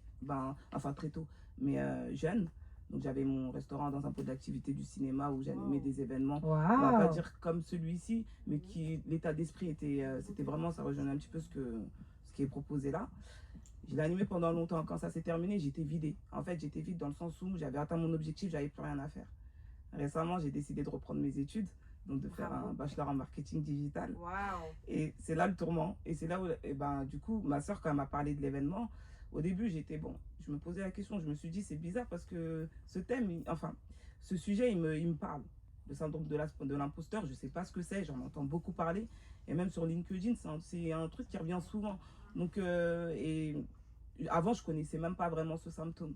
Donc, j'ai commencé à me poser la question. Et au final, je me suis dit, mais est-ce que c'est pas ce que je suis en train de vivre là en ce moment, via ma reconversion? Bien sûr. Et du coup, voilà, moi, c'est pour ça que je suis là ce soir. C'est avoir une réponse à cette question. Est-ce que, du coup, j'ai le syndrome de l'imposteur et... Ok. Tu veux que je te dise, c'est le syndrome de l'imposteur? Oui. Ok. Non, mais vraiment, merci pour ta question et merci de te livrer. Il y a des tests qui existent. Je vais vous donner le nom. J'ai oublié le nom, je ne l'ai plus en tête. Je l'ai noté quelque part. Il y a des tests avec des critères objectifs qui vont te dire à quel point tu as un syndrome de l'imposteur ou pas. Okay. Enfin, tout ça, je ne peux pas faire le diagnostic comme ça sauvage. Ok, d'accord. I feel you, ok, je pense que machin. Je vais t'envoyer. Je t'enverrai. Okay. C'est comme ça que je mettrai en story. C'est un questionnaire avec 20 questions qui vont de 0 à 10 du coup. Et tu sauras à quel point tu as un syndrome de l'imposteur ou pas. Moi, je peux pas te le dire comme ça si tu l'as. Ouais, mais c'est vrai que le fait de se poser la question, c'est intéressant. Et le fait que tu sois en reconversion, c'est aussi le moment charnière où le syndrome il réapparaît. Ouais. Non, mais après, tout compte fait, j'entends un petit peu. Moi, je suis sa sœur, je sais déjà. Ah, vous êtes sœur? Oui, c'est ma grande sœur. Et du coup, voilà, elle le dit. Sans la bousculer ou sans être intrusif ni rien du tout, c'est en toute bienveillance. Mais après, j'ai pas de on souci avec discute ça. beaucoup et je sais qu'elle l'a. Et en plus, dans tout ce qu'elle vous a dit, elle vous a dit que 1% de tout ce qu'elle a pu faire. Hey, oh les cardio, c'est ça comment on doit te secouer. Et franchement, elle a fait que 1% de. Elle vous a parlé que de 1% de ce qu'elle a pu faire. Elle a 3 enfants, elle a un enfant en bas âge, elle a un enfant. Mais elle nous a dit tout à l'heure. Enfin voilà, elle est vraiment. Toute la famille peut compter sur elle. À chaque fois qu'il y a un problème, c'est vers elle qu'on se retourne. C'est vraiment. En plus, on a conscience. Laissez-la. Comment? Ah non, moi, de toute façon, j'attrape pas son col à moi. C'est vraiment quand elle m'en parle que je discute avec elle. Et quand elle ne veut pas en parler, j'en parle pas. Et comme, par exemple, les vêtements, je lui ai proposé, je lui ai dit, tiens, il y a tel événement. J'ai pas dit, viens, faut absolument que tu viennes ou quoi. Et puis d'ailleurs, merci, merci à tous. Avec grand plaisir, merci à vous pour la confiance. Je respecte son espace, quoi. Je respecte. Tu fais quoi dans la vie?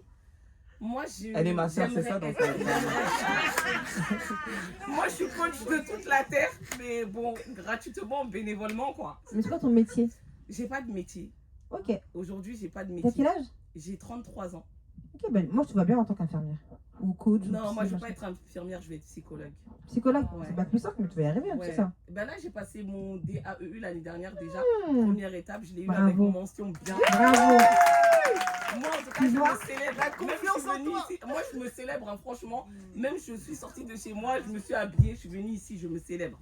J'ai eu mon DAEU, je me célèbre. Bravo, ma queen. Bravo, je me célèbre comme je... Mais j'ai le syndrome aussi de l'imposteur. Mais on l'a tous, mais même moi, enfin, on l'a tous. Mais le but, c'est de vivre avec, de surmonter. Le but, c'est pas de tout détruire. De dire, ouais, moi, je suis incassable et tout. Non.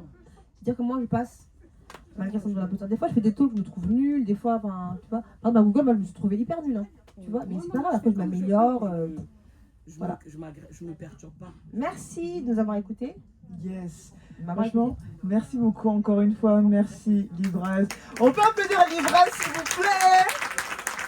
Franchement, attendez. Vous savez que je fais du contenu sur les réseaux, d'accord? On va faire une story et vous allez applaudir. On dirait c'est l'Olympia qui était là. Ça va pour vous? Let's go.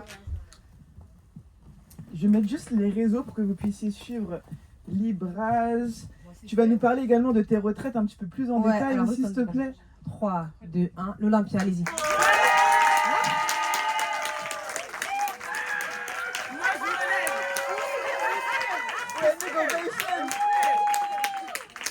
Franchement, merci. Coaching comme ça, instantané. Ben, franchement, merci pour ce livrage de nouveau. Est-ce que tu peux nous parler de tes retraites? Qu'est-ce qui s'y passe? Moi, ce que je sais, c'est que tu ne dis pas aux filles où elles C'est la vont. surprise. Ça, c'est incroyable. Ouais, c'est la surprise. Alors, pareil, vous voyez, c'est un nombre de l'imposteur au départ. L'idée, c'était au tout début, j'avais mon salon de coiffure, ok? Et ça a marché pour moi. Donc j'étais contente de dire, ah bah trop bien, je vais faire des conférences sur l'entrepreneuriat. Donc je dis aux filles comment entreprendre étape par étape. Pour ouvrir un salon de coiffure, il vous faut ça, ça, ça, ça, ça et ça. Donc je faisais des conférences et tout. Et après, je faisais des coachings individuels. Je me suis rendu compte en coaching individuel d'entrepreneuriat, justement, qu'elles savaient faire les filles. Elles savent où taper, comment faire de la compta. Vous avez les ressources. On a ChatGPT, on a tout. Simplement, ce qui revenait, c'était vraiment un manque d'estime. Donc finalement, j'ai commencé à creuser ça, j'ai creusé. J'ai accompagné 5 femmes. Et au final, au début, ça devait être l'entrepreneuriat. À la fin, c'était autre chose. L'autre, elle est partie s'expatrier. L'autre, elle a divorcé. L'autre, elle est partie là-bas. Enfin voilà, ça n'a rien à voir. Mais elles ont repris leur pouvoir. Et je leur ai dit, bah, écoutez, pour célébrer la fin de votre parcours de coaching, on va faire un voyage surprise. J'ai mis en story. Moi aussi, je veux le faire. Donc, j'ai fait 1 fois, 2 fois, 3 fois, 4 fois, 5 fois. Et au fur et à mesure, je me suis améliorée dans mon concept. Donc, le concept aujourd'hui, c'est je vous donne rendez-vous à l'aéroport. Vous ne savez pas où on va. Il y a des filles qui vont venir en décembre là ou pas? De toute façon, je ne vais pas dire destination comme ça au moins. Il y a encore des places? La prochaine, c'est Non, non, c'est en décembre. La prochaine, c'est avril. Donc en fait, je ne sais pas où est-ce qu'on va. Je vous dis juste, voilà. Prends ton passeport. Prends 5 culottes, 3 jeans. Voilà. Je vous dis quoi? Pardon? Non, vas-y, exprime-toi, je t'en prie. Non, je disais pull et tout, comme tu faisais la liste des Voilà. Merci, pull aussi. Voilà. Voilà, donc je vous dis quoi prendre dans votre valise. Je vous donne aussi les règles du pays. Parce que par exemple, on est parti à Bali ou à Dubaï, il y a des trucs à connaître quand même. Et après, vous lâchez prise. L'idée, c'est vraiment de vous soulager d'une charge mentale, de lâcher prise, de faire un truc totalement fou pour vous. Moi, je suis archi jalouse de vous. Franchement, quand je vais à l'aéroport, je suis jalouse. Putain, j'aurais très vu que quelqu'un fasse ça pour moi, tu vois. Et tout à l'heure, on parlait d'entrepreneuriat, mais c'est servir, tu vois. Vraiment servir les gens. Et pendant les 5 jours, on fait du coaching. Donc, ça va être par exemple de 8h à midi, on va faire un exercice de coaching que j'ai appris à HEC. C'est pas un syndrome de l'imposteur, mais pour vous dire que c'est pas du coaching bullshit. Je me base pas sur ma vie et mes connaissances d'infirmière. Non, c'est vraiment des exercices qui ont été testés, prouvés et approuvés. Après l'après-midi, on peut aller faire, je sais pas, sauter en haut d'une montagne. On peut aller faire du cheval dans la mer. On peut aller prendre un cours de cuisine à Bali, peu importe ce que c'est. Le but, c'est vraiment que vous vous reconnectiez à vous-même. Vous êtes avec des femmes que vous ne connaissez pas. Donc forcément, vous aurez un regard différent. Parfois, on a des chirurgiens, dentistes qui viennent avec des esthéticiennes. L'autre, elle a 20 ans, l'autre, elle a 40 ans. On confronte nos points de vue et on avance comme ça. Et au bout des 5 jours, vous avez tous les outils possibles et imaginables pour remettre de l'ordre dans votre quotidien. Quand vous rentrez, vous savez qui vous êtes. Vous savez ce que vous voulez. Et vous savez comment est-ce qu'on va faire pour le mettre en place à la maison. J'ai pas une feuille de route standard. Je tiens compte de toi en tant qu'individu. Toi, tu as 40 ans, tu as 3 enfants, ton quotidien c'est ça, ça, ça, ça, ça, ça, ça. Ok, on va en tenir compte pour mettre en place un plan d'action concret. Et après, quand vous rentrez, on fait la fête tous les ans, on se voit, on se donne des nouvelles. Et c'est quelque chose que j'adore faire. Là, on en est à la 10e. Au revoir, bonne soirée. On en est à la 10e retraite là depuis 2 ans. Et c'est incroyable, on a fait Bali, la Turquie, le Qatar. Et des fois, on a des filles qui n'ont jamais voyagé. Et franchement, c'est trop bien. On va au Qatar, quoi et tout, mais c'est ouf. On va aller à Dubaï. On est parti à Sharjah. Il y a une fille c'était son rêve d'aller à Sharjah, d'aller à Dubaï du coup. Elle a pleuré à l'aéroport. Enfin, c'était trop bien. Mais une fois le moment passé, c'est vraiment le travail. C'est vraiment ça qui est le plus important. Vraiment de travailler sur vous. Et on travaille beaucoup. C'est pas du tout une colo de vacances. C'est pas on vient entre femmes, on va à la piscine. Moi, mon délire, c'est pas de prendre une tente et d'aller dans la montagne. Désolée, moi, j'aime pas ça. Moi, j'aime le luxe. Donc, c'est minimum 4 ou 5 étoiles l'hôtel parce que vous méritez ça en fait. Et pendant 5 jours, votre charge mentale, elle est sur mon dos. Et pendant ces 5 jours, on parle que de vous et de vous uniquement. On s'en fout de vos enfants, on s'en fout de votre mec. Parce que comme j'ai beaucoup de contenu sur les relations amoureuses, les gens pensent qu'on parle d'amour. Pas du tout, on s'en fout des mecs, on s'en fout. Moi, ce que je veux que vous fassiez en rentrant, c'est que vous sachiez qui vous êtes, ce que vous voulez et comment est-ce que vous voulez le faire. Reprendre votre pouvoir, c'est juste ça. Et reprendre son pouvoir, ça ne veut pas dire punir les hommes. Hein. Ça veut juste dire qu'on prend notre pouvoir, c'est tout. C'est tout. Ça va? Ça va? Ouais. Donc voilà. Vas-y, dis-moi. Et comment on fait pour y aller? Pour y aller? Bah, tu m'envoies un mail, tout simplement. Avec ton âge, ce que tu attends de la retraite, c'est important. Parce qu'il y a des filles qui veulent se détendre. Non. Si tu veux dormir, c'est grasse mat. Non, il y a peut-être une grasse mat dans le séjour, mais sinon, non. Ta problématique pour que je puisse savoir si c'est cohérent avec le reste du groupe. En fait, tout ce que tu viens de dire là, c'est moi. Ok, ok, girl. Et du coup, voilà, donc, donc ce qui est inclus dans ce qui est inclus, c'est l'hôtel, le billet d'avion, la nourriture, le budget de avant, comme ça, quand vous arrivez là-bas, il n'y a pas de stress. Vraiment, c'est sur mon dos. Bon, après la retraite, je reste quand même une semaine sur place pour dormir, pour rattraper, parce que c'est très intense. Vous êtes que 5, et c'est volontaire, parce que c'est pas une colonie de vacances. Le but, c'est que chacune trouve son espace pour parler. Déjà là, vous êtes, je sais pas combien, tout le monde n'a pas pu parler. Tu vois, tu payes un coaching, tu parles pas. Du coup, vraiment, mon travail à moi, c'est vraiment de créer une atmosphère où vous allez vous sentir en sécurité, où vous pourrez vous exprimer. Vous avez un contrat de confidentialité avant de partir, donc tout ce qui reste là-bas, reste là-bas. Moi, évidemment, je suis coach, donc je vais rien raconter. Si on se voit dans la rue, je vous connais pas. Voilà, je sais pas s'il y a des questions, mais dis-moi. La prochaine date, c'est quand? Du 15 au 24 avril, mais je crois qu'il reste que 2 places.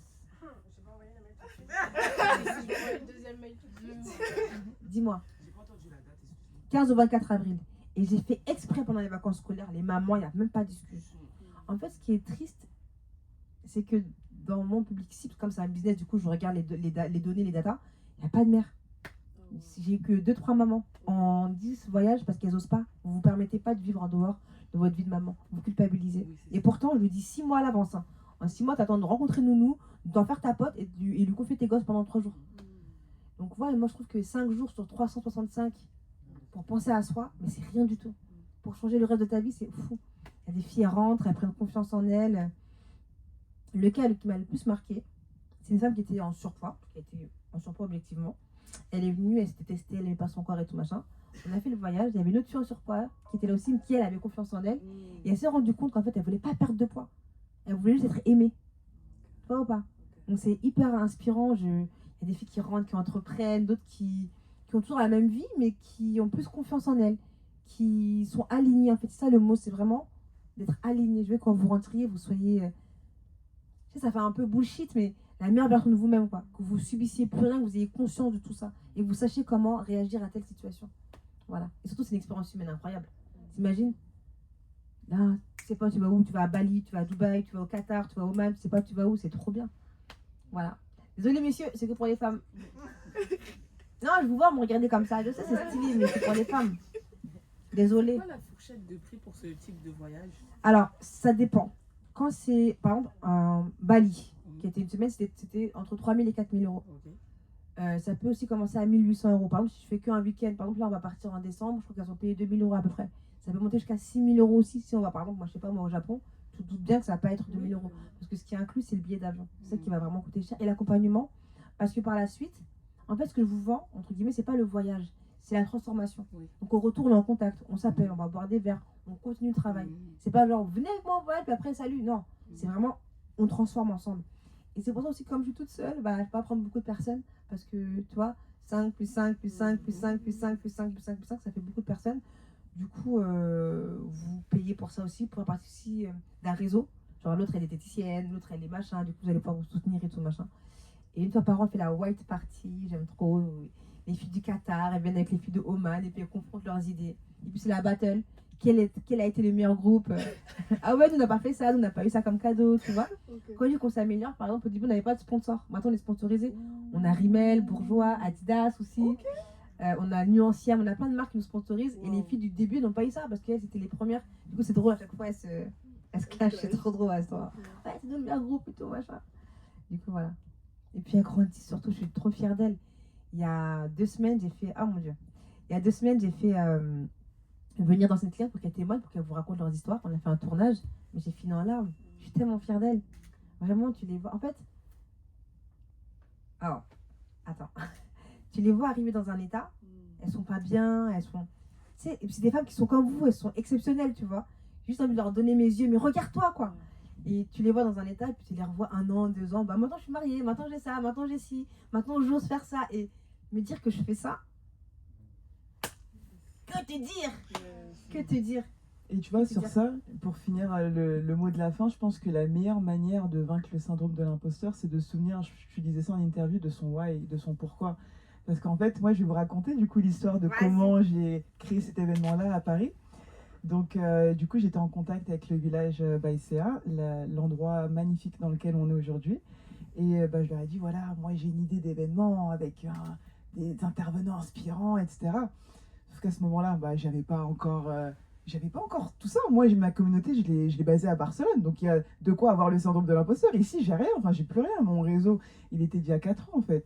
Donc, du coup, mais je leur vends quand même le truc parce qu'en fait, j'ai ma vision, je sais exactement ce que je veux faire et ma vision m'emmène à être dans les bonnes énergies. Et les gens, ils ressentent les énergies. C'est-à-dire que moi, j'arrive, voilà, tac, mail et tout, dossier, Love Face Resilience, talk, ta. Du coup, on m'a dit oui. Parfait, j'ai la salle. Mais maintenant, l'intervenante. Oh, et là, du coup, je me souviens, à Google, j'avais vu Libraz, elle m'avait dit oui. Boum, je la contacte. Tac, elle me répond oui. Parfait. Maintenant, j'ai le lieu, j'ai l'intervenante. Maintenant, le public. Comment on fait? Donc, du coup, il y a de quoi avoir le syndrome de l'imposteur. Mais en fait, moi, pour le vaincre, tu sais ce que je fais? Je me crée des guet-apens. Parce qu'en fait, moi, je suis quelqu'un de tellement sérieuse, de tellement studieuse que je peux pas décevoir les gens, en fait, tu vois. C'est-à-dire que si je dis au Crédit Agricole, voilà, j'amène des intervenants inspirants. Si je dis à l'intervenante inspirante, tu auras du public, là, je suis obligée d'assurer. Donc là, je suis obligée de passer à l'action, tu vois. Donc voilà, moi, j'aime trop me mettre dans des situations où j'ai pas le choix. Et ça marche. Et même quand j'ai fait, tu sais, je t'ai dit, je suis passée dans le Lamal Show pour promouvoir cet événement. Et j'avais peur. J'ai peur, en fait. Enfin, je doute aussi. Parce que je me dis, les premières, à un moment donné, il n'y avait que 30 tickets qui étaient partis. Et puis, il y avait 2 personnes d'affilée qui m'ont dit, malheureusement, je pourrais pas. Ça joue quand même, ça a un impact sur moi. Il y avait 2 refus et tout, 3 refus d'affilée. Tu vois, peut-être que je devrais repousser, peut-être que je suis pas prête, etc. Et au final, après, j'arrive à me remettre parce que j'ai cette expérience-là. J'ai l'expérience du tennis, j'ai l'expérience de la musique. Mais c'est ça qui est vicieux avec le syndrome de l'imposteur, c'est que tu le dépasses une fois que tu as l'expérience, sauf que pour avoir l'expérience, il faut le dépasser. Tu vois, donc c'est ça aussi qui est pénible. Mais en fait, j'étais dans les loges là pour passer à la télé et j'étais dans un doute total. J'avais peur, j'étais un peu en stress. Je me dis, mais pourquoi je fais ça et tout? Est-ce que ça vaut vraiment le coup? Est-ce que ça va marcher? Non. Et puis après, en fait, je pense à tout le bien que j'ai procuré aux personnes pour qui j'ai organisé ça. Je sais que les sisters à Barcelone, on me dit franchement, Bou, merci beaucoup pour tout ce que tu as fait. Grâce à toi, j'ai lancé mon business. Grâce à toi, j'ai eu confiance. Grâce à toi, j'ai rencontré telle personne. Grâce à toi, j'ai des clients. Grâce à toi, ceci, grâce à toi, cela. Donc en fait, quand on se souvient de pourquoi on le fait, direct, je me remets, tac, on y go, c'est quoi la prochaine question? Donc voilà, en tout cas, encore un grand merci de vous être déplacés jusqu'ici. Merci beaucoup à vous d'être ici, d'être présents. Les réseaux se sont encore enlevés, donc je vais les remettre. Je veux que vous fassiez encore un tonnerre d'applaudissements, s'il vous plaît, pour Libraz. Amen. S'il vous plaît, dans vos stories, vous pouvez nous identifier toutes et tous, donc Love Face Resilience, Black Women Entrepreneur Europe, You Can Call Me Boo, Libraz Ahmed, Expo Favela Paris et le Village Baïsé à Paris. Et vous pouvez également aller dans les liens qui sont en bio de Love Face Resilience. C'est aussi une marque de vêtements, donc si vous voulez supporter le mouvement, n'hésitez pas à acheter un petit t-shirt, un petit pull. Et si vous voulez que l'on continue à se voir, j'organise souvent des brunchs, des sessions d'écriture, etc. Donc n'hésitez pas à également devenir membre. Je vous remercie encore. On a un petit moment pour faire un petit peu de networking, pour connaître un peu plus en détail vos voisins, vos voisines. Et puis si vous voulez parler à Libra, si vous voulez me parler à moi, on est là. Encore un grand merci. Faites du bruit pour vous, s'il vous plaît! Merci encore. Merci à toi de m'avoir invité. Moi, j'ai dit quand c'est oui, c'est oui, hein. Y a pas de problème, avec grand plaisir. Oh là là, t'es trop douce. Oh là là, avec grand plaisir, moi aussi. Merci. Merci. Non, j'ai rien de tout Oh, laisse ça. Attends, ça arrive. Attends, pour les photos? Ouais. Attends, qui prend? Moi, j'ai bien ici.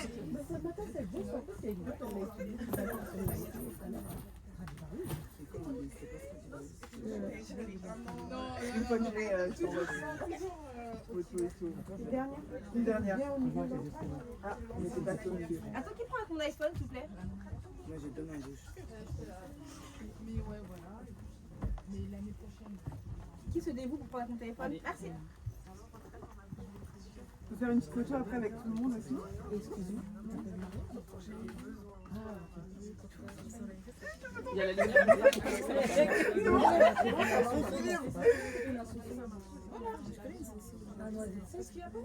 Il y a la lumière derrière, donc je sais pas si ça va donner. Ouais. Non, ouais, il y a le contre. C'est bon.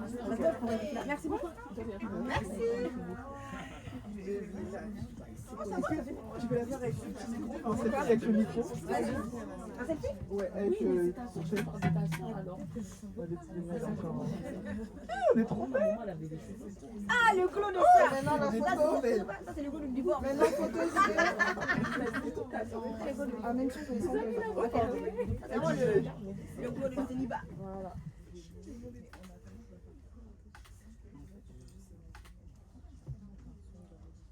C'est bon? On peut en faire une avec le public aussi, c'est les personnes qui veulent. Ouais, il y en a pas tout le monde veut être. Ok, c'est pas grave. On a les souvenirs dans nos têtes.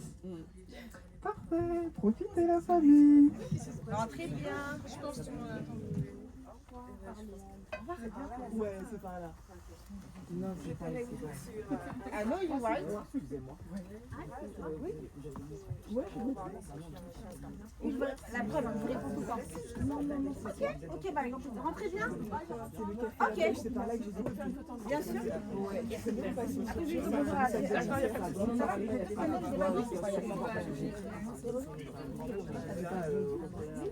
Ah non, c'est pas moi. C'est vrai que